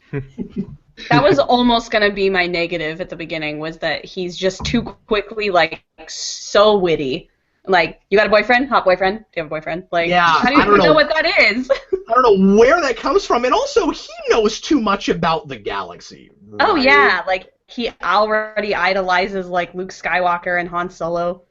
Yeah, I don't know where that comes from. Like, why would you would know that? The First Order would not let you know those names. It'd be, I mean, I think like all that. Use them as enemies in propaganda sorts of things. Like, yeah, oh, I'm almost positive that they've confirmed. Yeah, I think J.J. Abrams said that that's like a confirmed thing, that like Luke was kind of like, they talk about Luke. The First Order teaches you from birth that Luke is like this horrible person that destroyed the great empire. Well, then why is it that Faye thinks that he's an urban legend? Or Ray, excuse me. Because Ray's from a desert planet that nobody knows anything about. He's from the Imperials. She has no contact with anyone outside of that. I knew you were going to say that, but I asked the question anyway. Well, that's kind of fun that she's on a planet that looks almost exactly like Tatooine and nobody there thinks Luke Skywalker is real. That's pretty cool. Yeah. I like that. Yeah. I also think it's awesome that she lives in a dropped walker. Yeah. That was really cool. I liked that a lot. And, I want one of those. Somebody's going to build that. I like the new walker design. Did you guys notice it in like the background of the First Order scene when they blow up the Republic? Well, no, sir, because you saw the movie 4 times. Oh. I didn't get a chance to do that, so it really, regale us. You can look it up if you see it on like you can Google it and you'll see pictures of it. But the walker design, they have like a new, more refined walker design. It actually looks pretty cool, I think. It should fly. It should sprout wings on the sides and float, and then. Or it should be a snake, so it can't trip. Yeah. It's this great new design where now when you drop them, you have to fire at the head 2 times before you can blow it up. Anyway, well, Rasco, give us some more questions and comments. Or actually, does anybody want to say some stuff about Finn? Because we should like get into that character some. Oh. He's awesome. Finn is awesome. Yeah, I love seeing somebody. Now we don't know this for sure. A lot of people are saying maybe he's actually a Force user. I don't buy it, especially with Rey coming into her own so quickly with the Force. I love the idea of somebody using a lightsaber that's not a Force user. Yes, I love that too.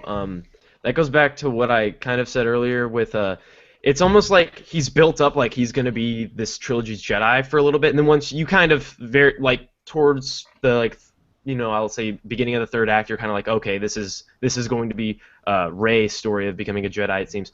But it's almost like I said, like he doesn't have an identity really in the beginning, and then he gains so much of an identity, and you maybe think, oh, he's got a lightsaber, he might be a Jedi, and then in the ending of the film, like that's taken away from him. Rey is moved on to essentially probably go train, and like we have like essentially a clean slate for Finn in like the best way possible moving forward. Yeah. Like we don't know where he's gonna go, but we can assume that he'll probably develop a really strong friendship with Poe, because they already have such a believable friendship just in the few scenes they have together. Moving forward, I really hope in episode 8 that we get a lot of Poe and Finn doing stuff together, and it would be awesome if Finn became like this really respected leader. That would be so cool.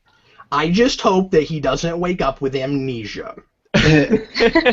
One of the things that I really liked about Finn, related to his stormtrooper backstory, was how terrible he was at lying, and that makes so much sense from being raised from birth to be obedient, and he's just really bad at being dishonest with people. Like Han Solo figures it out immediately, and Rey is just sort of so earnest herself that she doesn't realize when someone's lying to her, and Han Solo's like, she'll figure it out eventually.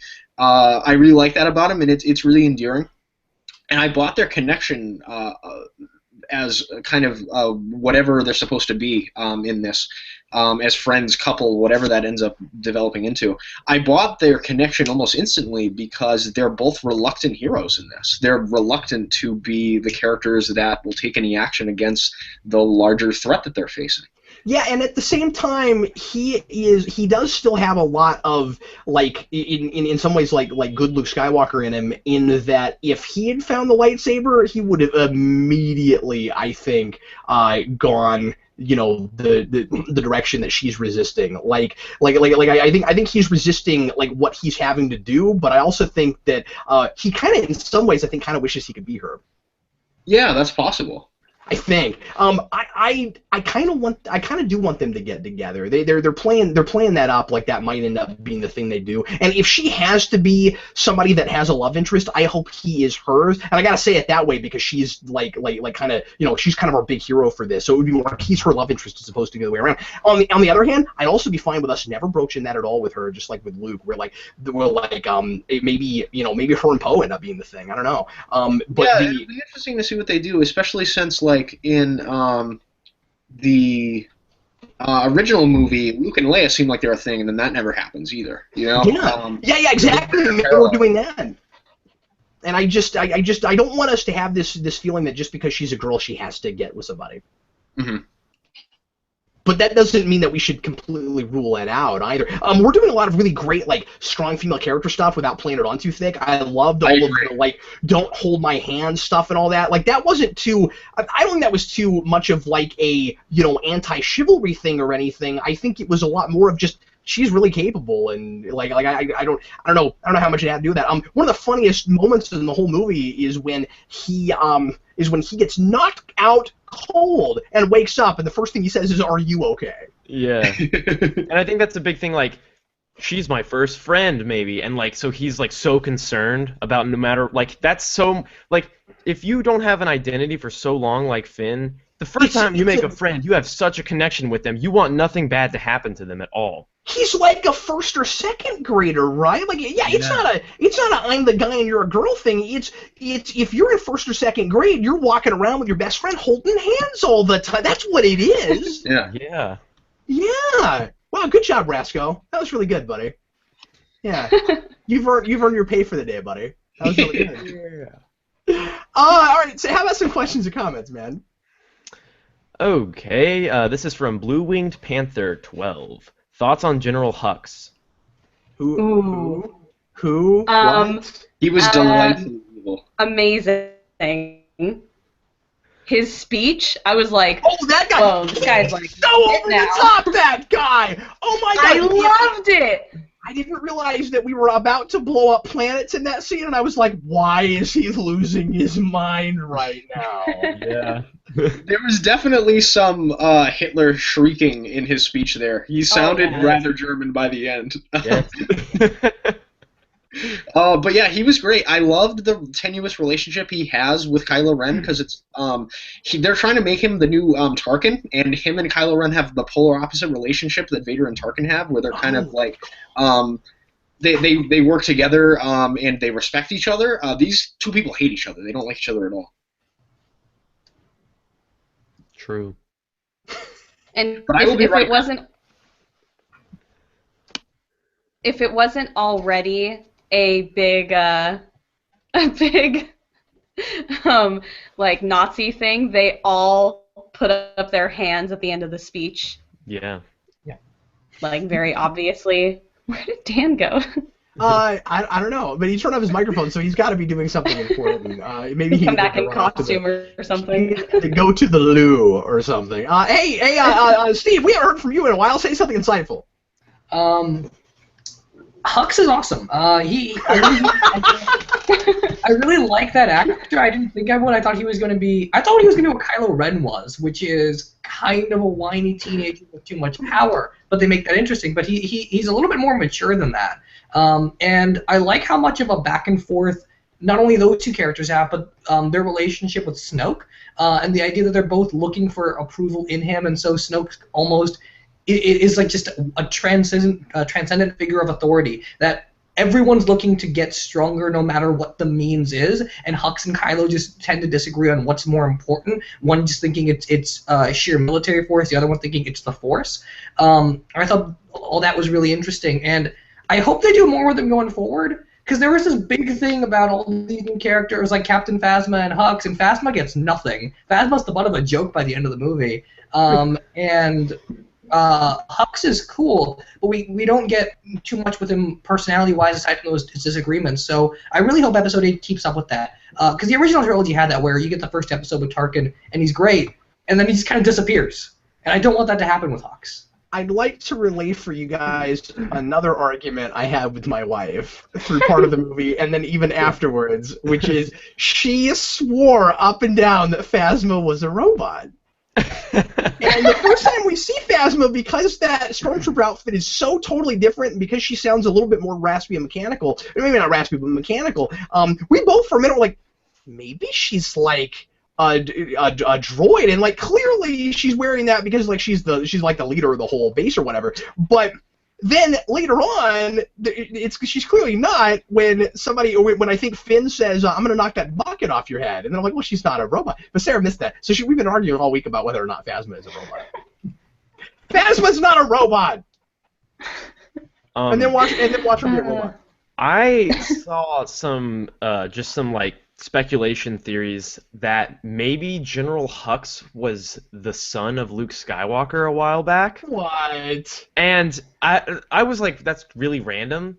But then I kind of looked at him, and Kylo Ren is clearly. I think we can assume that they picked the actor who played Kylo Ren. What is his name? Oh my god.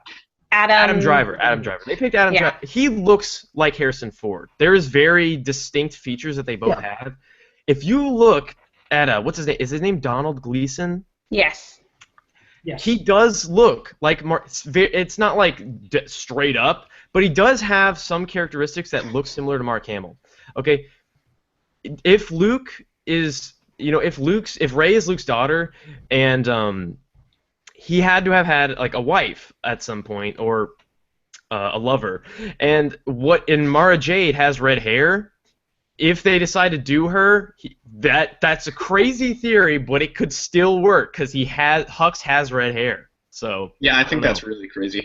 Yeah, that's nuts. But that's so out there. Well, Rasco, I appreciate having you on so you can bring out the really weird out there theories. But if that were the case, I guess you could say that he is young enough that he might not have discovered that he has any Force ability yet. Mm-hmm. If he was, and I guess some people, Dan, are there people that like go their whole lives without even realizing the Force users? Like that happens, yeah. Yes, of course. Yeah, definitely.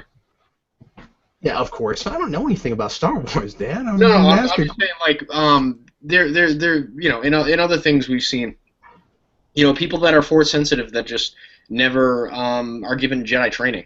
That I'm sure that's pretty prevalent. So, Steve, there is clearly a fan fiction that needs to be written, because Finn has the same name as the protagonist from Sharknado, and there's obviously a thing. We need Sharknado Star Wars crossover.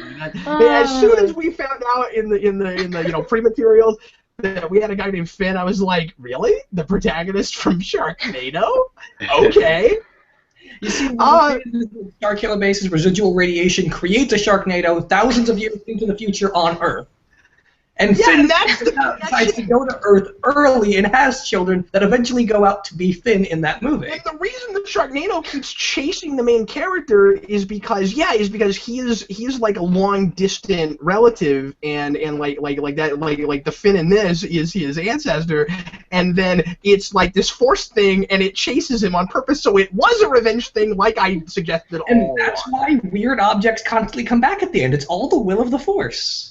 Yes. That's it. We just explained Sharknado. In half with a chainsaw. Sharknado makes so much. Sharknado makes so much money. Yeah, that's how the Force works. All right, Steve. Rasco, whoever's reading comments. Rasco, would you read some more comments, please? Okay, this is from Joel Davis. So, are you happy or sad to see J.J. Abrams leave the directing chair after this episode, especially you, Cap, considering you and J.J. have a relationship in terms of pop culture. Oh, we do. Yeah, me and JJ go way back. I don't know what you're talking. Yeah, They're no, roommates in college. I understand what you mean. Is that I've been following a lot of his career for a long time, and he keeps showing up in projects that I'm interested in. Yeah, I'm glad that we're doing different directors and that it doesn't have to be the same person every time. These are massive projects, and we need some new blood each time to because I mean that's why Empire was so wonderful in my opinion, is that we mixed it up and we let somebody else come in that was really enthusiastic and really creative and had a fresh perspective on it, and that's what created that new tone that still mixed well with what we had already established. Yeah, that's absolutely what needs to happen. I mean, you're taking a risk when you do that, but I think it might be even more risky to risk burnout. Yeah. Or giving too much creative control to one person, especially with something like Star Wars that's just historically such a collaboration, and we can learn from history. Look, when George Lucas had complete creative control over the franchise, we got a mediocre trilogy, and when we have the original trilogy where there's so many, different people coming in with different perspectives and so much collaboration, like that's what I think Star Wars should be. It should be a collaboration of a bunch of talented people, because that's how you see it from different perspectives. Like Star Wars would have turned out so differently, the original Star Wars, had George Lucas had all of the creative control that he wanted to have. Now, I don't think it would be fair to say that if Abrams had been listed as the director for the next one, that it's all downhill from there either. I mean, if it's still collaborative, that could be. I mean, not everybody feels this way. Steve and I both really like Age of Ultron a lot. That's the same guy twice. I mean, like this. I love the first two Dark Knight movies. That's the same guy twice. So I mean, yes, it can work, and sometimes the guy with the creative vision is the guy you need to have all the creative control. It just depends on the project. But I don't think that just because Abrams doesn't have it means that this isn't the right choice. Yeah. Yeah, and it's going to be a rather smooth transition, because I've read a lot about J.J. Abrams is still going to be involved somewhat with the film with Rian Johnson, and that when they move on to Episode 9, Rian Johnson will still be involved with Colin Trevorrow. Is that his last name? Yeah, passing the baton then, yeah. Yeah, and it's kind of like they're just making sure that they guide the next director to make it a smooth transition for all of the three films, which I think is really cool. Boy, Disney is impressing me a lot with stuff right now. I mean, it's not a can do no wrong thing, but man, I don't know if you guys had all the same trailers that I did, but I would never have even thought I would want to go to that Zoopolis movie, and then they put out one of the funniest trailers I've seen in a long time. I laughed so hard at that trailer. It was so funny. And it was such a treat, too, because it felt like getting to see a cartoon before the movie. Yeah. It was really neat to go. Disney's just kind of on point right now overall. That's exciting. It's exciting, you guys. I agree. Right before that, and that just looks awesome too.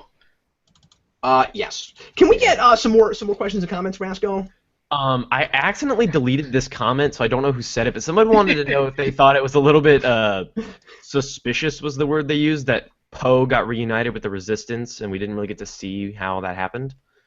Yes, I think so. I don't buy the, and I mean, I don't think he lied or whatever. Does anybody else think that it's really weird that he apparently just got thrown from the TIE fighter and in the middle of a desert where there's not a lot of rolling hills or anything? It's pretty flat, right? At least right there, that he got thrown, but then finned in the sea where he got thrown. I have a hard time believing that. What's weird about it is that he didn't have his jacket. That his jacket got left in the TIE fighter, but he was thrown from the TIE fighter. Was he wearing the jacket when it crashed? I'm almost positive he's wearing the jacket. That's the thing. We don't see the crash, but we see them when they get hit, and they're like, ah, and like he has his. I'm almost positive he has his jacket on. We see the jacket is actually a living being, and it jumped off him just as he leaped out. Hashtag Star Wars jacket speculation. Does anybody else watch Mr. Sunday movies?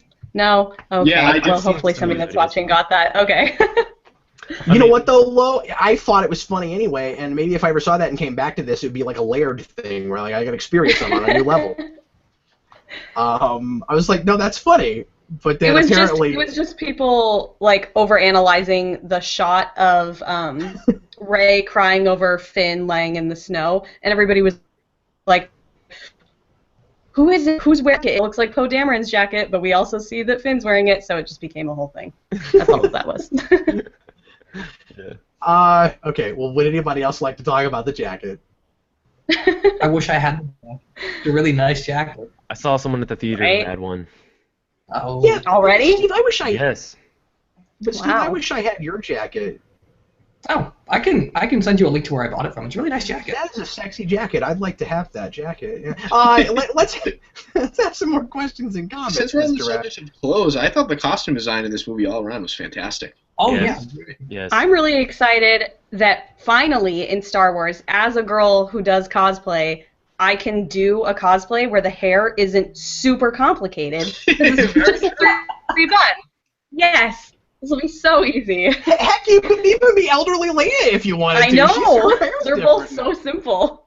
You changed your hair. Her next line should have been, "Yeah, people kept making donut shop comments, and I got sick of people calling me Cinnabon." Brasco, how about some more questions and comments, sir? We have tons of people that want us to talk about Han's death scene.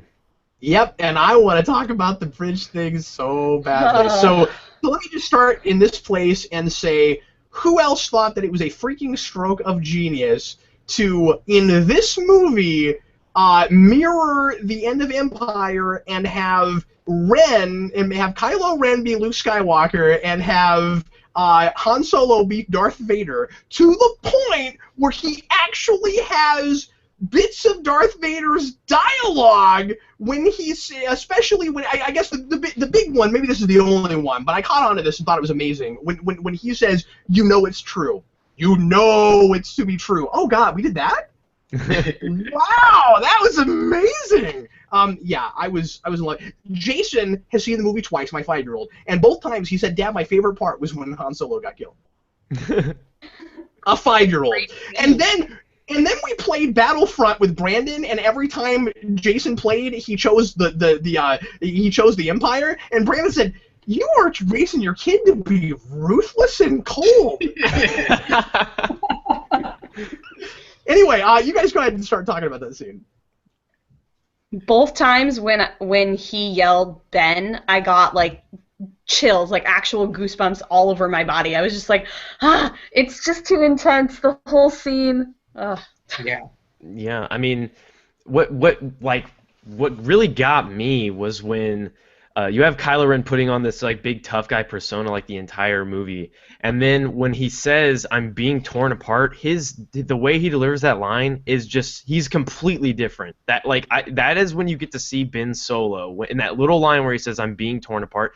His voice and his demeanor, everything about him just changes there for like 1 second. And then everything after that is almost really creepy when you know what he actually means. Yeah, and keyword there is means. He's not being deceptive. He's not lying. When he says the choice he has to make, that he doesn't know if he can do it, that is killing Han Solo, and that's where we're turning things on its head. Where Yoda talks about how, in Empire, that the road to the dark side is the easy path. He's on the dark side, and he's not taking the easy path. That was really hard for him. Yeah. And we're really turning that idea on its head, and sometimes the bad thing to do is the hard thing. Yeah. I didn't think Star Wars would ever make this complex.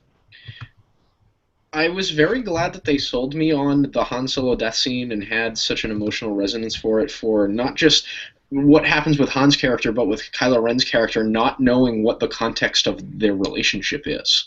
You don't really know why Kylo Ren and his father don't like each other, other than the fact that Kylo Ren, fell to the dark side and did some evil stuff, and maybe that's why Han and him don't really have a relationship now. But what caused him to think Han Solo was a poor father in the past, and what's causing this pain that he talks about when he kills him? Yeah, because he tells Rey that he'd be disappointed, that she would be disappointed. Exactly, yeah.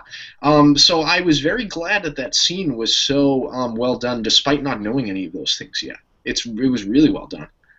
It's really impressive how much they're keeping from us, but it all feels like it's really, happening. Go ahead, Steve.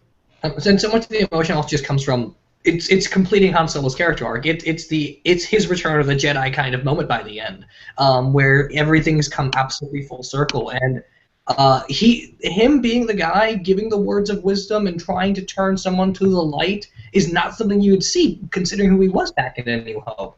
And so when he dies, it's really hard, and they shoot that scene so well because the sun's going out because of the Starkiller base, and so the closer you get to Han Solo being stabbed through the chest, the less light is in the scene, and it's all getting pushed back forward. So on that catwalk, it just gets constantly darker and darker, and it's all pushing from Kylo Ren's direction. The light direction is perfectly done in that scene. My red on his face. And my only issue with it is that the Empire has come all this way, and they still don't know how to invest in guardrails. Yeah, I agree. I was going to bring that up too. One of the things that I thought was really poetic about it too was the fact that when we have Han Solo first discussing the nature of the Force in the original movie, he talks about it as a bunch of gobbledygook and mumbo jumbo, as he mentions earlier in the movie, and he says that ancient weapons and religions are no match for a good blaster by your side, and Han Solo dies with a lightsaber in his hand. Yeah. I thought that was really, really cool.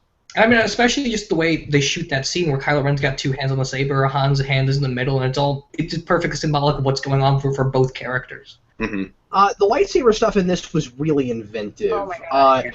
I also really loved this. I mean, I think my favorite scene is probably the bit in the snow at the end, which is kind of I guess the climax at least for those characters. And we have this really neat symbolic thing of Rey. Again, that name means something. Ray of light, ray of hope. We got that with we comparing that to the sun. She takes that lightsaber and puts it out in the snow, the light overcoming the darkness. We've never seen anything like that before. It's really cool that we did that. I also was really impressed or really interested. I'm talking about how exciting this mythology is. That and the mystery on the ambiance of all that is that that early on with the lightsaber, when we get, and I paid a lot of attention to the second time, when we get all the flashes that she gets from that lightsaber, and when we finally get to the snow scene, I didn't realize that was a premonition. Like that was like we saw that there, and then we get to it was a premonition. Oh, that's interesting. What's really cool about when she uses the Force to grab the lightsaber is that the lightsaber is in the snow the same way it is when Luke uses it to free himself when he's in the Wampa Cave. I thought that was really cool. And again, maybe you could see that if we could look back and see that as a hint or some sort of foreshadowing that maybe she is related to Luke of some sort if it is confirmed, like in the next film that she is or something. That's very like that. true. I didn't think about it in that way, but you're right. I gotta tell you guys, I just feel like I just think it's funny the way we're talking about this, because in my mind it's just so obvious that's what it is. Like if it isn't that, I will be so darn surprised. Just like, and I don't mean to make fun of anybody, but just the way we're talking about this, I'm just like, no, that's what it is. I mean, like what else would it be? I don't know. And then like the look of recognition on Luke's face, but the big mystery, the big question is, who were the parents that dropped her off on Jakku? I think that she just had her memories sort of subdued because she was like 8 when she was dropped off. I mean, I'm guessing here, but she looks like she's about somewhere between the ages of like 6 and 8, and you have like fully formed memories at that point. There's no way that she wouldn't remember where she came from, and if she's having these dreams about an island surrounded by water, she doesn't really know a lot about her family. There's got to be some sort of memory or repression. Well, I didn't think about it like that because I thought it was just she wasn't really talking about her family. But is it supposed to be that she really doesn't know who they are and she just has faith that they'll come back? Is that what it is? That's how I read it. Yeah, that's how I read it. I guess they don't really explicitly say it. There's so much that we don't talk about in this movie that I did not pick up on that, if that's what it is. I mean, no, I think, Lo, you might be onto something there, because we see Kylo Ren extracting memories and knowledge from people against the Force. What's to say you can't suppress it, too? I mean, there's precedent for this. It's exactly what happened to Darth Revan. That's true, yeah. Dan, what if precedent in a thing that is not canon anymore? Dan, what if that's exactly what happened to her? That it wasn't repression, but rather somebody taking the memories from her. Ooh. That might Could be be that. true. Could be that. Could be Kylo Ren that did it, although I don't get the sense that they've met each other before. Yeah, it's interesting. I mean, he does react like a freak when someone mentions the droid. But I wasn't positive. Recognize her and doesn't let on. I mean, who knows? I wasn't positive that was because of who it was any more than it was just that somebody failed and he's pissed. I don't know. Would have reacted that explicitly to it because he freaks out and says anything else, and if the guy hadn't mentioned that it was a girl, he wouldn't have done anything else. Why choke the guy and be that abrupt about it? There's got to be something related to that. I also love that is a literal physical force choke. Yeah. He brings him to him, and then you have that line later where he says, "I'll never be," or where he's worried that he'll never be as powerful as Darth Vader. I don't think he's capable of doing that. I think he has to bring you to him. He can't actually do this and kill you. He's got to bring you to him to do it. But then, what's weird about that is that early on I looked at Sarah and said, this guy's way more powerful than Darth Vader, and then apparently he's not. Because I don't know that Vader could have stopped a beam from a blaster in midair like that. That is the in Empire with his hands. Never, by the way. Wait, he does that in Empire? He holds his hand out in Empire when Han tries to shoot him and reflects the blaster bolts. But he doesn't stop it. He doesn't stop it in midair. What could be really cool about this is perhaps that was a show of strength, and apparently it's not. So I don't know. What could be really cool about that is maybe Snoke has taught him different force techniques than Vader was taught by Palpatine. There could just be completely different, force techniques. I was thinking, what if there's another, what if other than the Jedi, they introduce another type of order or teachings of the light side of the Force? Oh, yeah, sure. That's interesting. Some middle. The First Order. Maybe this is a group of Force users that predate the Jedi and the Sith. Yeah, that could be awesome. And the other thing is we don't know who Rey's biological mother is. No. We have no idea who that is. She could have gone to the dark side, or we don't even know if she's a Force user or not. And if she is a Force user, and maybe that could be why Rey so quickly, because there's so much speculation about how Rey is able to tap into the Force as quickly as she is, or at least learn to use it as well as she can. I think a lot of that's cleared up kind of with just we've talked in prior Star Wars movies, we've talked about how the Force can guide your actions. In particular, I think that's played up a lot in the ending of the original Star Wars, where Luke blows up the Death Star and he takes off the lock-on tracking device thing, and he kind of just lets the Force kind of guide his actions in that scenario. And that's exactly what she does at the end. When he's I'll teach you about the Force, and she's like, oh yeah, right, that thing. And then she closes her eyes, and that's exactly. I didn't think of that. See, that's a good, subtle, wonderful callback, right? Where that's a place where they're doing exactly the thing they did in the first Star Wars, but I didn't think about it. Yeah. What's really cool about this too is Rey's outfit. You see that as just someone from a desert planet would wear, but in that scene, it's almost like you're transported back in time, because Rey's wearing what looks like almost traditional Jedi Padawan clothing, and Kylo Ren's dressed like a Sith, and they are a dark side user, and they're always out of time. At least Darth Vader kind of looked a little bit more modern for some, but Kylo Ren looks very ancient in the way he's dressed, and it almost transports you back in time within the Star Wars universe. That whole lightsaber fight's awesome. And that's neat, because I'm glad that we're not just trying to make things look more futuristic because it's later. Yeah. I agree, yeah. Especially the lightsaber. The lightsaber that Kylo Ren uses looks more arcane than old than even the one that Luke used in the original movies. Yeah, wires and stuff on the outside. It's got almost no protection. It's basically a hobbled together machine. In the crossguard, I was looking at diagrams of it. Those are exhaust ports, and they're necessary for the lightsaber to function. It's not it's a step backwards. It's not look, this is more functional and better. It's here's the piece of crap they started with that will totally kill you if you're not careful with it. But it looks ancient. It's got a hilt because it's supposed to be old-fashioned and ancient, and I love that it looks like a sword on fire. That's such an elemental, really old school kind of knights, kind of image. It reminds me of Azrael, and that from Batman. That's supposed to be a really old school thing. He's got a sword on fire.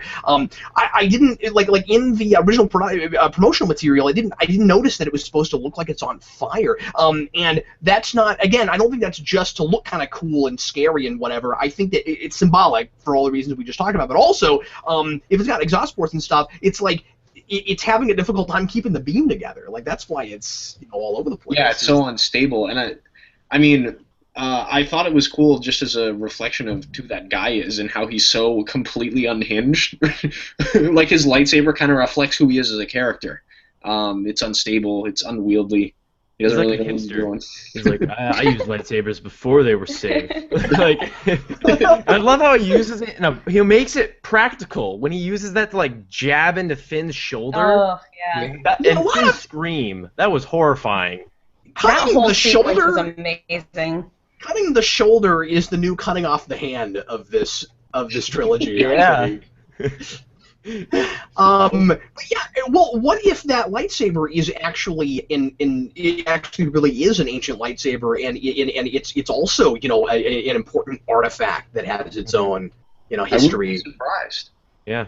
Maybe Snoke gave it to him because see, Dan, that makes me wonder if you're not totally spot on about the whole First Order being the thing that predates the Sith idea. That would be really, really cool, especially if the mask, too, is an ancient Sith or dark side artifact that they found. And also, let's remember that we had that idea that Luke was trying to go find the original Temple of the Jedi, so we have both sides going backwards. Yeah. So there's got to be some truth to that. Like we've got to be doing. This is the trilogy that, moving forward, we're going to go all the way back. It's got to be what it is. And that makes total sense as to why the entire EU canon had to be wiped out, because all of the Knights of the Old Republic stuff, like people were saying, oh, that could totally be in canon with the new movies because they're just moving forward, not necessarily if we're dealing with all this ancient stuff from the past of the two orders. And the thing is, if we were just repeating that stuff, then all the big giant diehard Star Wars fans are just going to see things that they've seen before, and it's just adaptation. And I don't know. I don't know that would be as much as some people are really sad about losing that stuff. I don't know that would be as satisfying for them. Now, let me ask you guys a question. I'm hearing that the Star Wars fan base is really polarized on this movie. Really? I'm hearing there's just anger and resentment and plus I've seen has been really positive, but I've seen nothing but positive. Maybe lukewarm at the best or at the worst. I mean, I don't go on as many sites, but as much as the Star Wars stuff I've seen, there's been a lot of polarization for everything I've looked at. There was a movement that even came out to boycott it because they got rid of Expanded Universe, and they actually got a big kick up in membership after the movie came out. All the message boards and stuff I've seen, there's a lot of people that love it and a lot of people that hate it because it's too derivative. And there's been lots of back and forth arguments. Like if you look at Jeremy Johns' review of it, there's lots of comments where people are blasting the movie for basically taking all the obvious choices from the EU and then making them less interesting, which I don't agree with. But there's definitely been a bit of a backlash. I don't usually do this, but Dan, do you want to talk about that video you sent me, or should we just not even go there? I mean, we can talk about it if you want. It's a terrible video. I only mention it because some of the really popular critics and Star Wars fans are angry with this because they killed off Han Solo, and the argument is they didn't do it for story reasons. They just did it to get rid of Han Solo because Harrison Ford doesn't like to do these movies, and that makes no sense to me because it's where the story got interesting for me. I mean, it already was, but it's where things got really interesting. That tells you everything you need to know about Kylo Ren. How's it not a story choice? I don't understand that. And we had to have expected at least one of our mainstays to get killed, right? I don't know. The story's not about them. It is. But it's a legacy pass the torch movie. But anyway, one of the criticisms that people had of Return of the Jedi is that all of them survived through it. It was a completely happy ending. Especially coming off after Empire, where that was kind of a grim ending. And it's a war movie. Yeah, exactly. You would expect maybe at the end of the last one, we lose somebody and it's a big tragic death after they scraped by so narrowly in Empire, and Harrison Ford's wanted to die since Empire Strikes Back. So. I don't know. The fact that Harrison Ford came back to do this movie at all, I think, is really awesome. And, I kind of expected it because in interviews he was like, oh, yeah, I came back to do this movie because J.J. Abrams made a really poetic and poignant end to the story of this character. And I was like, oh, well, if it's the end of the story, even if he doesn't die, he's not going to come back and do any more because the story with that character is over. There's no reason for him to come back. I'm glad I didn't read that interview because then I wouldn't have been nearly as surprised by his death. No, I listened to the Comic-Con panel with all the cast members, and Harrison Ford said that was the reason why he came back. And I was like, oh, well, Han's probably going to die. As much as they were keeping everything hush-hush, is anybody else surprised that they let him say that? But he's Harrison Ford. He can say whatever he wants. He doesn't care. He talked about the Rey versus Kylo Ren lightsaber fight before that was anywhere. Yeah. Hey, I want to talk about BB-8 for a minute. We haven't brought up this droid, and they totally earned that. That droid has been everywhere. Somebody asked me a question earlier and was like, how many of the where was it? Oh, the how he felt about that Sarah and I did earlier today. Somebody put a comment on there and said, so how many BB-8 toys do you think they're gonna sell this year? Like he's been everywhere. He's been merchandised super hard, and when we saw that first teaser, I expected that he wasn't going to be anything like as big of a deal, and it was just here's the footage we've shot so far. So here's the new droid. Ooh, I didn't think he'd be like one of the new major characters, and it totally earned it. He's wonderful and he's hilarious, and he's R2D2-ish, but he's not exactly that. And I thought he'd be annoying, and he wasn't. And the thumbs up lighter thing was great. And it was like the biggest laugh both times that I saw it from the theater was that thumbs up. The puppeteering with that character is just amazing. I love the design because they're able to get so much emotion out of that droid. Like when he thinks that Poe Dameron's dead and his head just droops down and he makes that low beep. It was so sad. I think it was so good. Sorry, go ahead. No, I just think that BB-8 is probably half of the reason why I like Poe Dameron as much as I do, because you kind of trust everything that BB-8 says or thinks is truth. So when Poe's dead, like you're like, oh, Poe must be a really cool guy because BB-8 knows what's up. I don't know.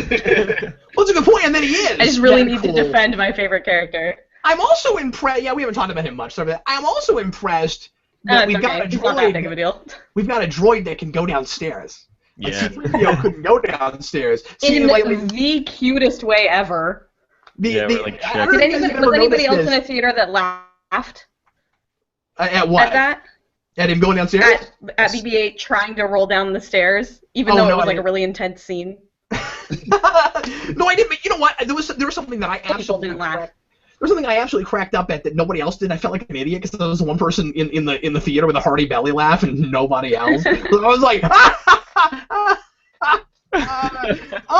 when C-3PO, when they first meet, I mean like him bombing the meeting with Leia was hilarious. But then right after that, as if he's known BB-8 forever, he does exactly what he does with R2-D2, and he just walks up and he says, "Come along, BB-8," and then just walks off the screen.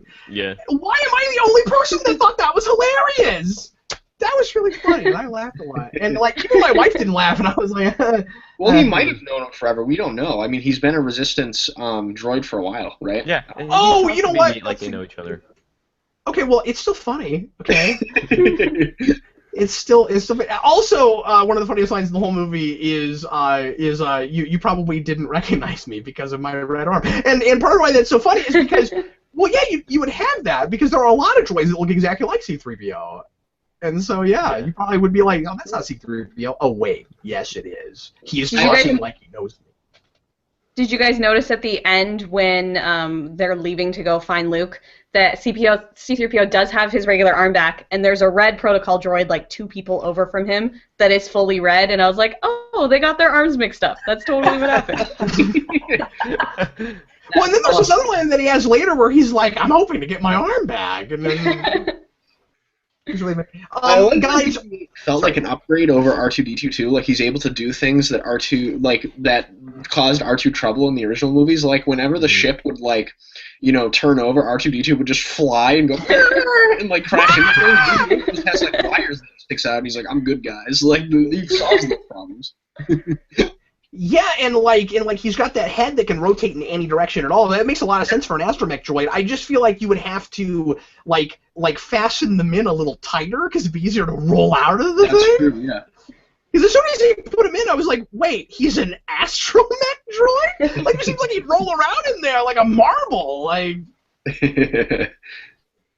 I think somebody needs to make a Star Wars pinball game where you're that character, and the pinball the pinball is BB-8, and it rolls, and as it rolls, the head is always on top. Like, that needs to happen. Be the greatest thing ever.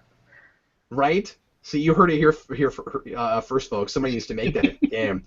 That needs to happen. Yeah, this is the kind of insight you can expect on Geekvolution. I'm going to try and make that happen. guys, we're coming up on 2 hours. Can you believe that? The movie I feel like we barely scratched the surface too. The movie was the fastest. The movie was the fastest 2 hours that I've ever spent in a movie theater, or one of them. And this is one of the fastest 2 hours I've ever spent in a Spoilercast. Let's try to get a couple more questions and comments, because I know there's a ton of stuff. By the way, I want to thank everybody for watching. We have broken the record tonight for the most people who've ever been on a live show with us. We want to say thanks very much. How many people are watching? Our peak was 175, and we've never had quite that many watching at once. Yeah, our record before that was about 120. So Star Wars is breaking all the records, and we're breaking records because of it here on Geekvolution. So thanks, Star Wars, and thanks a lot to you guys for watching live. We really appreciate it. Tons and tons of comments, just scrolling constantly. I'm not looking at it because A, I'm trying to concentrate, and B, I'm lazy. So I'm going to go to the guy that I hired to do that, Jackson Rasco, and give us just a few more questions and comments that we'll try to kind of rapid fire and answer. Go ahead. Okay, this is from I cannot read this name. It's like Itachi4526.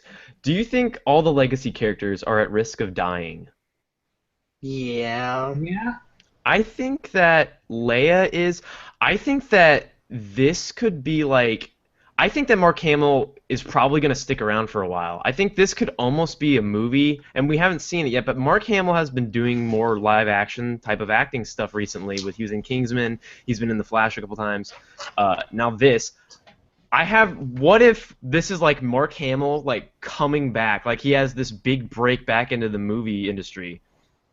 I don't know. Awesome. That would be so cool. Like, that would be so cool. It's unfortunate because it's a little late, you guys. Yeah, but he could be like a Morgan Freeman. Like, Morgan Freeman obviously did a lot of movies when he was younger, but he could be like a Morgan Freeman type actor that you bring in as like the really cool old guy in a lot of things, or something like that. I would love to see that. And Michael Caine, where he just starts showing up in everything, and everything, Yeah, he could totally be that. He's next Alfred. About this question, is he talking about the legacy actors dying or the legacy characters dying?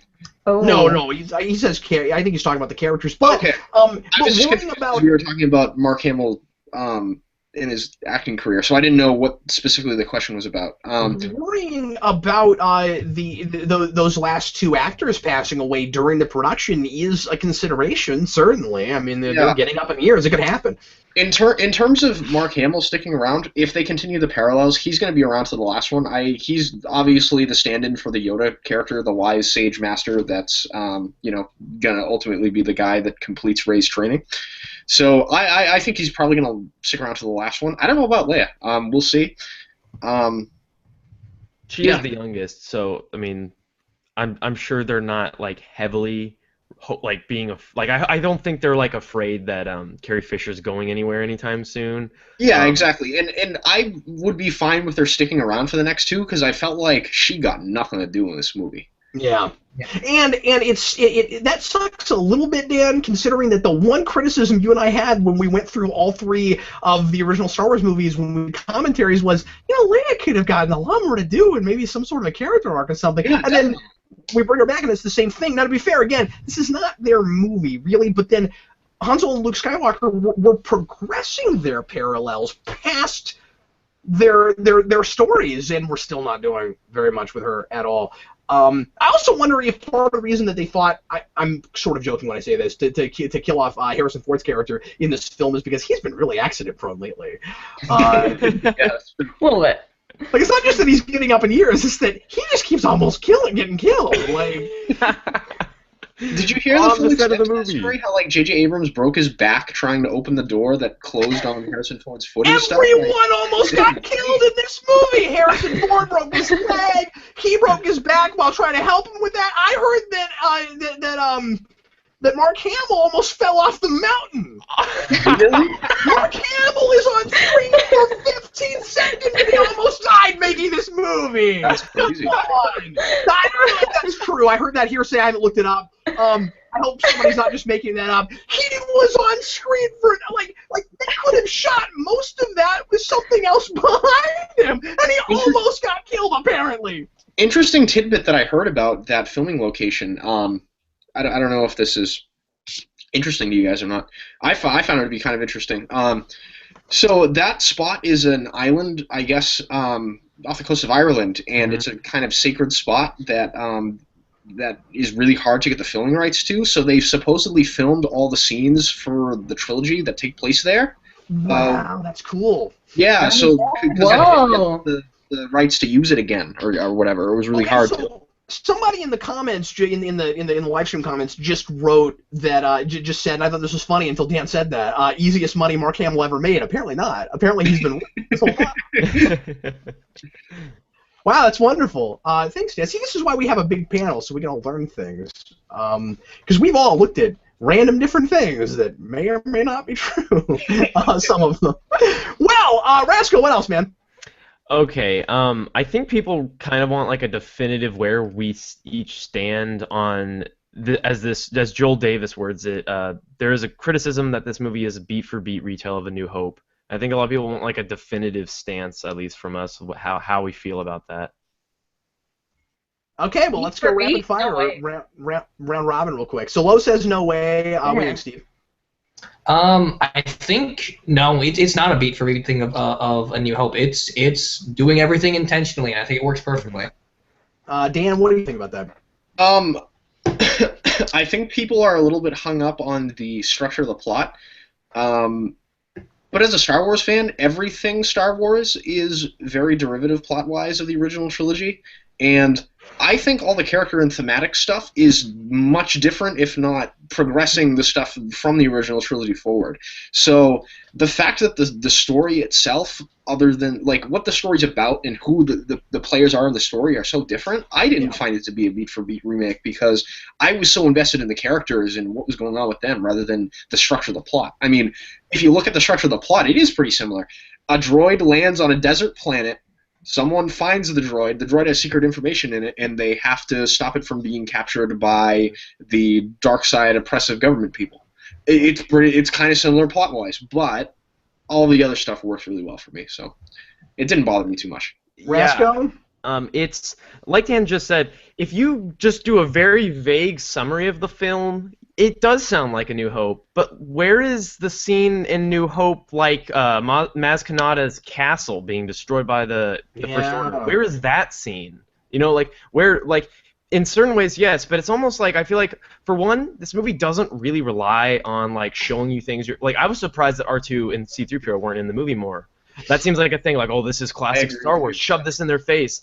If they had done that, yeah, that would have felt a lot more, it would have probably rubbed me the wrong way, but it really seems like they want you to pay attention to what's different more than what's the same, especially with characters like Kylo Ren, who has, like, like you said earlier, Cap, when you were talking about how typically the dark side's the quick and easy path.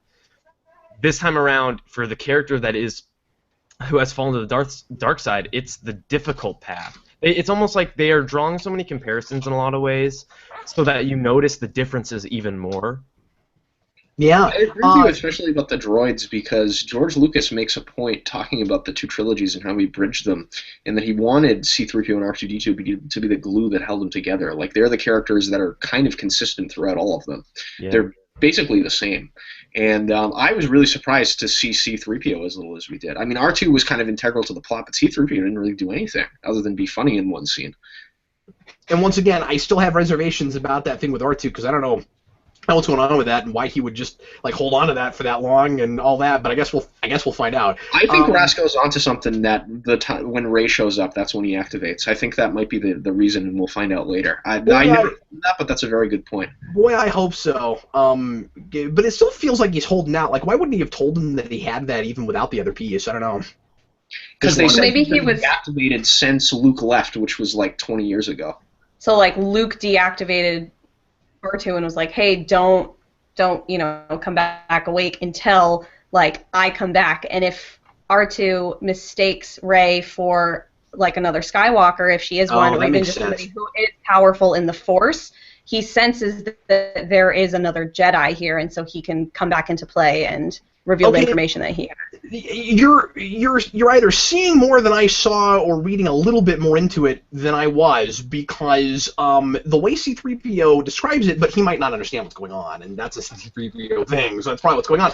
But the way C-3PO describes it, it's almost like he's just depressed. He says he's been on low power and he won't turn on, and so like I never picked up on the idea that Luke may have told him to do that. Yeah, the flash and like the Force vision that Rey has when he puts his hand. Okay. Yep. So that could be that exactly. C-3PO doesn't understand it, but they show it to us. I would love to go back to that and scrutinize it and look at it with a fine-tooth comb, and I'm going to look at it closer when I see it again, and then I'm going to do that stupid fanboy thing when I get the movie and do a lot of pausing and screaming. Did you guys notice? I got this the second time, and Rasco, you saw it 4 times. I wonder if you noticed this. In that Force flash dump thing that she has, very very subtly, there's a bit where you can hear part of Yoda's speech from Empire. Yes. You can hear Obi-Wan say, "Rey, these are your first steps," too. Yep, I heard that too, and that's crazy.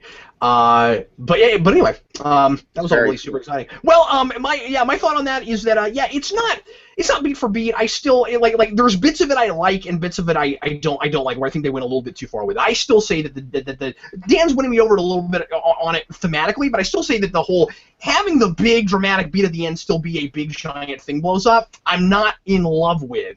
But it is a character-driven thing. As Dan said, it's all about those people, and they're very different people, and I was really impressed with that. And also, it is a New Hope. What I mean is, you have a New Hope, and then you have a New Hope. Like, this is like Star Wars: The Next Generation. You know, like there is a New Hope. So they earn that in a way, because with Rey, again, her name might as well be Hope. I'm glad it isn't, by the way. I'm glad that we have a character like this whose name a female character whose name is not Hope. Yeah, we're not doing the X-Men thing where it's that on the nose. Yeah. Well, no, we just did it in Jessica Jones too. But at least her name isn't Hope. But yeah, we have a new Hope. You know. So they earn it in that way. The female protagonists in Star Wars finally too, because it's almost like Star Wars. There is another. Like, you know, if Luke had fallen on the side, Leia would have been the one that taken over and become the Jedi. It's almost that exact situation. Like the one that they wanted to train to be the great Jedi fell, and she's the next one in line. It's cool.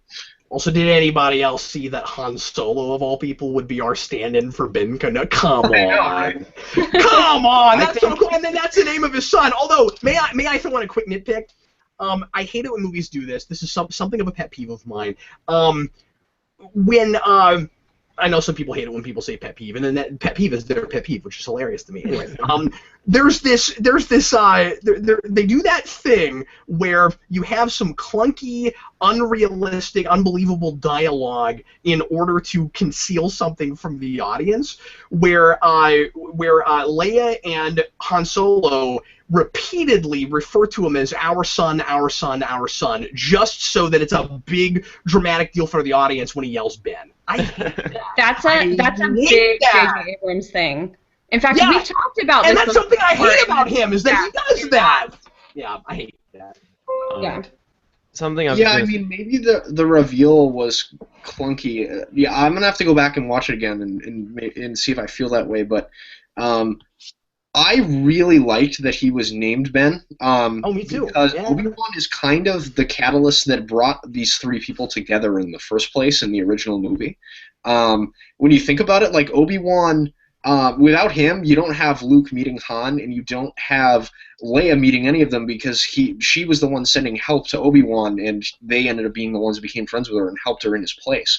So I liked that it was sort of identified, like, oh, you know, we wouldn't even know each other if it wasn't for this guy. Maybe we should name our kid after him. Well, and you know, Luke being being kind of a surrogate father also, and I don't know if this will be the case, but I would I can imagine that, like, the the kind of father-son breakup thing happens while Luke is still training him, so he would become the straight-up father figure at that point if that's what true, happened.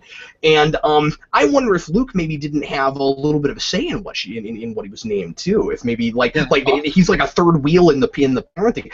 Hey Steve, I never thought of this before. Isn't Ben Kenobi exactly like Giles and Buffy? Remember that big scene at the end of the last episode of Buffy where like finally we have like the four of them together again? It's been a really long time since we've seen that. I'm reminded of that. Like Giles is like their Obi-Wan, except he doesn't die until the definitely got that same vibe. He feels a lot like what Anthony Stewart Head was doing with some of that stuff.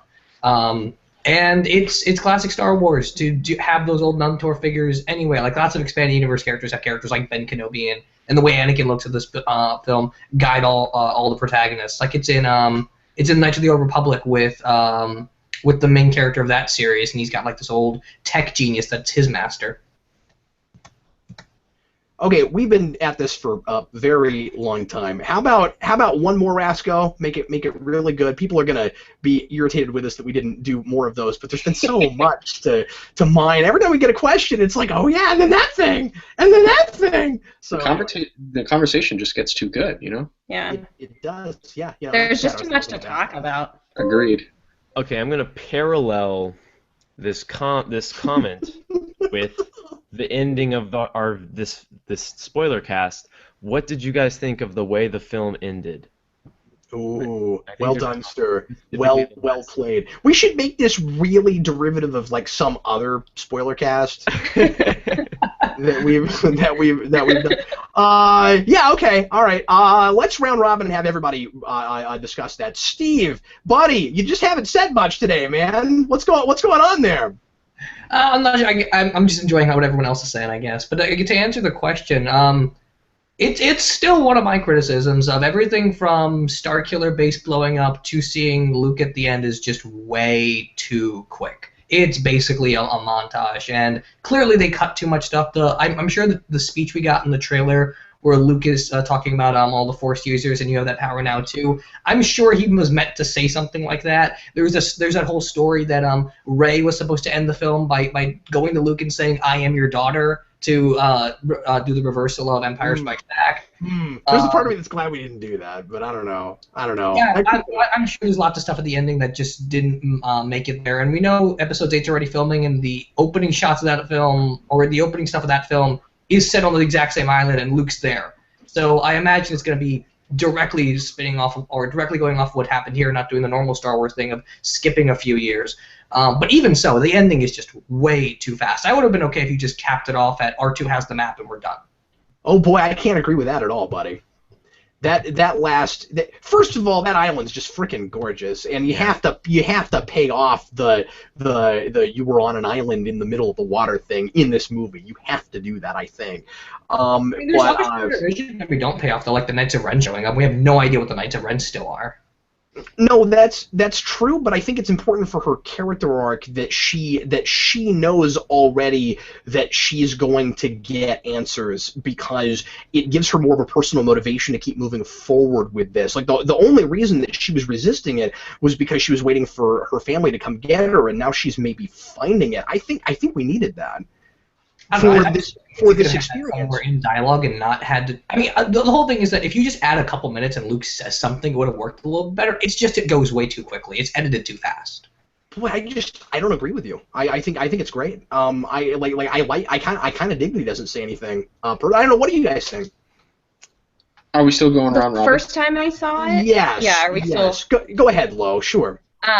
The first time I saw it, I didn't notice anything that was super sped up, or it didn't feel like it was going too fast. Even at the end, when they kind of comically are like staring, like there's so many reversal shots, and then the helicopter shot, like I didn't notice that at all. I was like, this is great. It's intense. Oh my gosh, Luke, they're just staring at each other. It's going to cut now, and they're not going to have said anything. I was super into it. Then I went home, and I read a bunch of spoilers, people talking on the internet, and so I'm not sure if it's because I saw people saying that they didn't like the ending shot, but when I saw it the second time, I was like, wow, this is going on forever. All the reversal shots, and then the helicopter shot beyond that. So fresh-faced, I didn't notice it at all. I thought it was a really great ending, and it didn't seem too fast, but upon second viewing, it did seem a little just kind of breakneck speed to get to the end to get to Luke.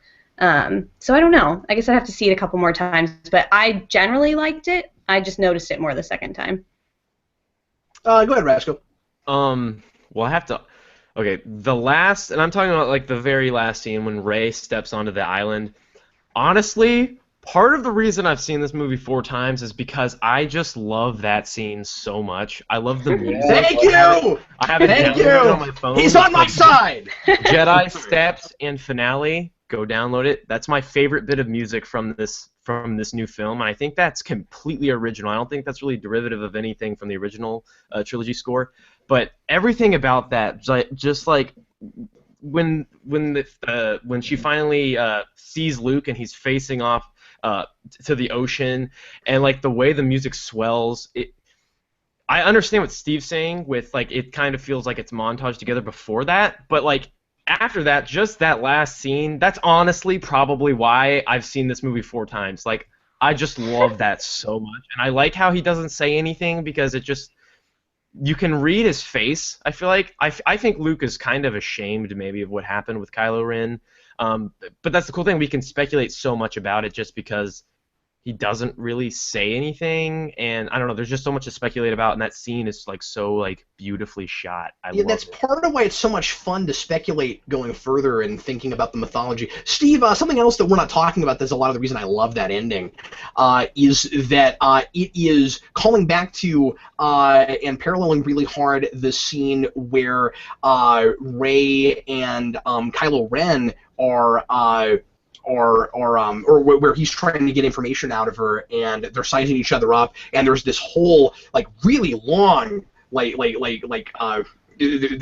almost like an unspoken conversation that happens between them. You get the same thing at the end. I'm not sure that these characters aren't talking in a way that we're not hearing. Yeah. Like there's so much information and emotion exchanged between them that we're not privy to yet. It's not just elongated so the audience is more in suspense to not get to see what's happening later. That's there. That's what it's doing. But it's also there's all this unspoken stuff that's happening between them, and that's why I loved it. Go ahead, Dan. I mean, I get all that. I mean, I'm sure all that's going to be great, especially when you get to episode 8. My issue is just it's edited and directed poorly. I don't understand that. Poorly. I don't understand that. I mean, it's just the way it's shot. Like I can understand if you like hung on some of those shots a little bit more. It's just it moves. It's like the frame rate for those last couple of scenes are higher than the rest of the movie. It just looks different by the end of that. Almost as if like it's almost like when Joss Whedon directed the end of an episode before the next episode he directs. Like it feels like the next director just took over to do his final scene before we get to the next movie. Well, that might be exactly what happened if you think about it. Go ahead, Dan. Honestly, that was my favorite scene of the whole movie, to be honest. Steve, I'm sorry to call you out, buddy. You haven't said very much. I feel so bad about this, Dan. Obviously, I love my bad guys in Star Wars. I love Darth Vader. I'm infamous, sort of, here for being such a big Boba Fett fan, but Luke Skywalker is also one of my favorite characters of anything. And just seeing him again was so... It hit me right in the feels, man. Like, it was such a good movie in that movie. There's nothing I love more than when Dan says right. Did you cry? Feels. I was pretty close. I held myself together, but I was very close. It was it hit me in a place because, you know, Star Wars is one of those things that I love so much, and just seeing all of these characters and again characters that I love, and Luke Skywalker is one of the ones I love the most, and ending the movie like that just hit me in a place. I mean that's how you end a Star Wars movie when you're bringing it back after 20, 30 years, you know. So I really loved that ending, and I have to agree with you, Captain Logan, with the unspoken thing, because this movie just at the very beginning has things like that. Like one of my favorite subtle scenes that goes on with Rey earlier in the movie is when she is scavenging and looks up at the woman across from her, and she's really old looking and decrepit, and she's picking for the scavenge, and Rey looks at her like, is this really what I want to be doing for the rest of my life? Yes. And Maz Kanata says, in your head, you know that those parents were never coming back for you, and you would have been stuck on that planet for the rest of your life. And you can tell early in the movie they seed it. Rey's having those thoughts. You can see her having them. I think there's a lot more going on in that scene other than just staring at each other.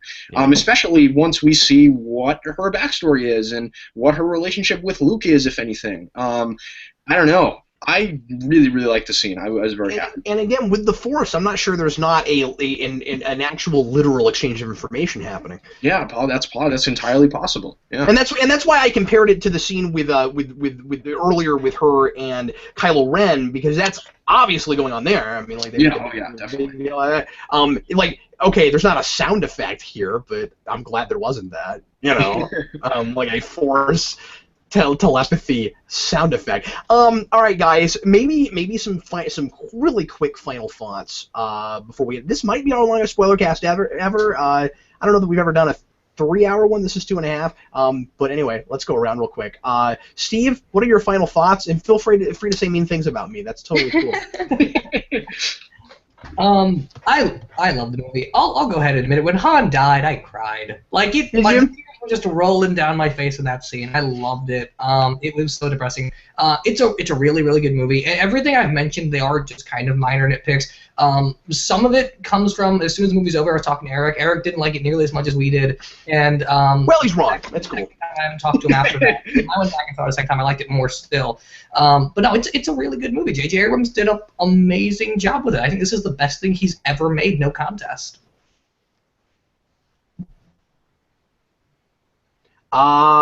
Let's get final thoughts from TheCuriousLo. I mean, from the beginning, it's amazing. I feel like even the things that I say that are like kind of nitpicky, they're kind of nitpicky because there's only so much bad you can say about this movie. Like overall, I think it did exactly what it set out to do.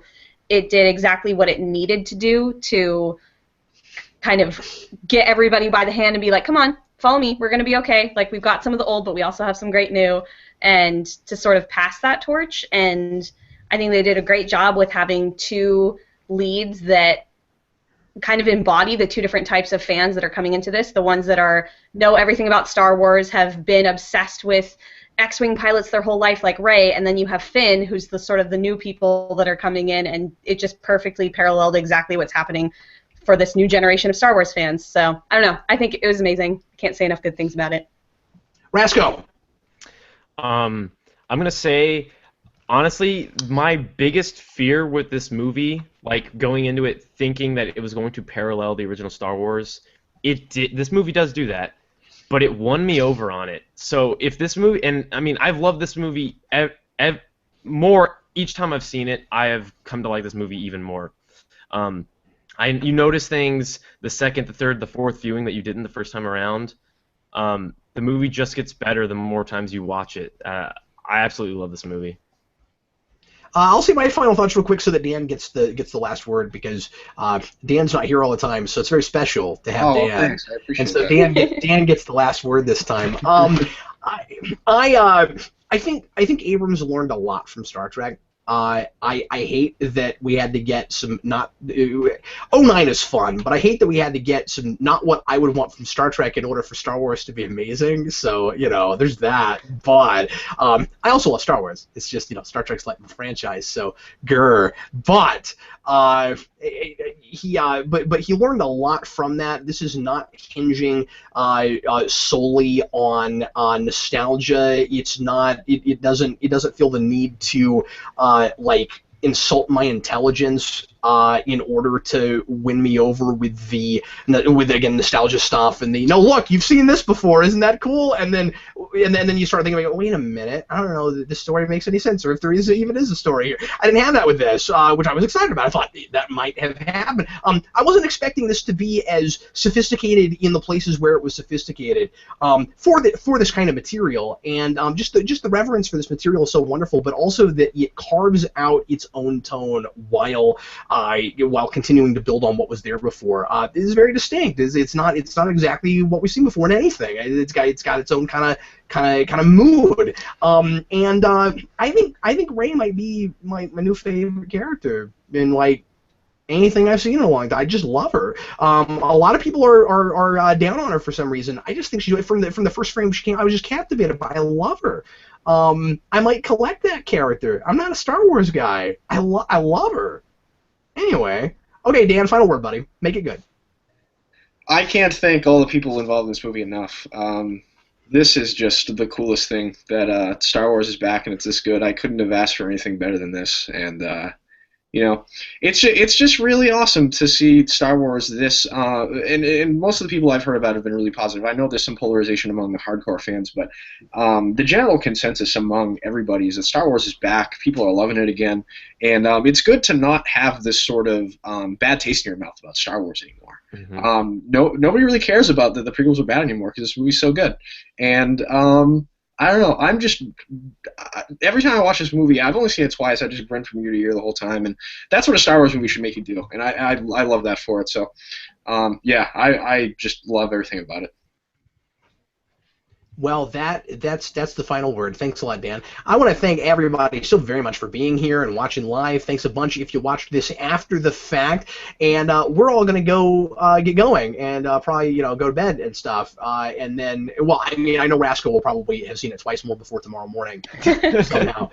But anyway, Rascal, when this finally leaves theaters after Batman, after Superman versus Batman has already been in theaters a couple weeks, I want to know what your final tally count is. I want to know how many times you decide. Everybody, thanks so much. We sure appreciate it. We had a wonderful time chatting with you. We had a wonderful time hearing your question comments. Sorry we didn't get to more of them. We will see you again after the new year for more Crisis when we get more shows back. So look forward to that if you watch Primetime Crisis Live. We decided to do this instead of that show tonight, and I'm glad we did. That was a smart move on our part. We were able to talk about this a lot longer, and I think we were all glad that we got to do that. I just want everybody to know that this week, it being Christmas week, I'm going to mostly take off. I'm going to be working on on a Rewind United for Christmas that I'm going to try to get out Christmas Day, Miracle on 34th Street. By the way, I got to do something today that I've never done. This has nothing to do with Star Wars. I got to do something today that I've never done before. They just had my theater that I usually go to just happened to be playing Miracle on 34th Street this week when I was just about to start doing a rewind for it. So for the first time ever, I went to the theater to see the movie that I'm going to write a rewind on, which was really cool to get to do. And I had actually never saw all of it before, so I in the theater got to experience the movie for the first time. And it was really, really fun. So I'll be working on that this week. And then after that, I can't promise a date yet. I really want to get it out before the new year, but I can't promise it. The very next thing after that is the long-awaited, much-anticipated Dark Knight Rises rewind, and that's the next thing I'm going to be working on. So look forward to that. Depending on how you feel about that movie. I don't know what this is going to be like yet, and I don't know what the reaction is going to be either, but I don't know. I'm scared and looking forward to it all at the same time. Thanks a lot for watching, guys. We sure appreciate it. I was your host, Captain Logan, and this was Beware the Steve Baxi. See everybody. The ever so curious Lo. Good night, everybody. The moderator of the chats, Jackson Rasco. 1/4 portion. and the most Danish of the Tories, Dan Torrey. Thanks for watching, everybody. It was good to see this many people here. Cool to see. Record-breaking numbers. Yeah, man. It's wonderful. Well, once again, I am Captain Logan saying good night. Good night.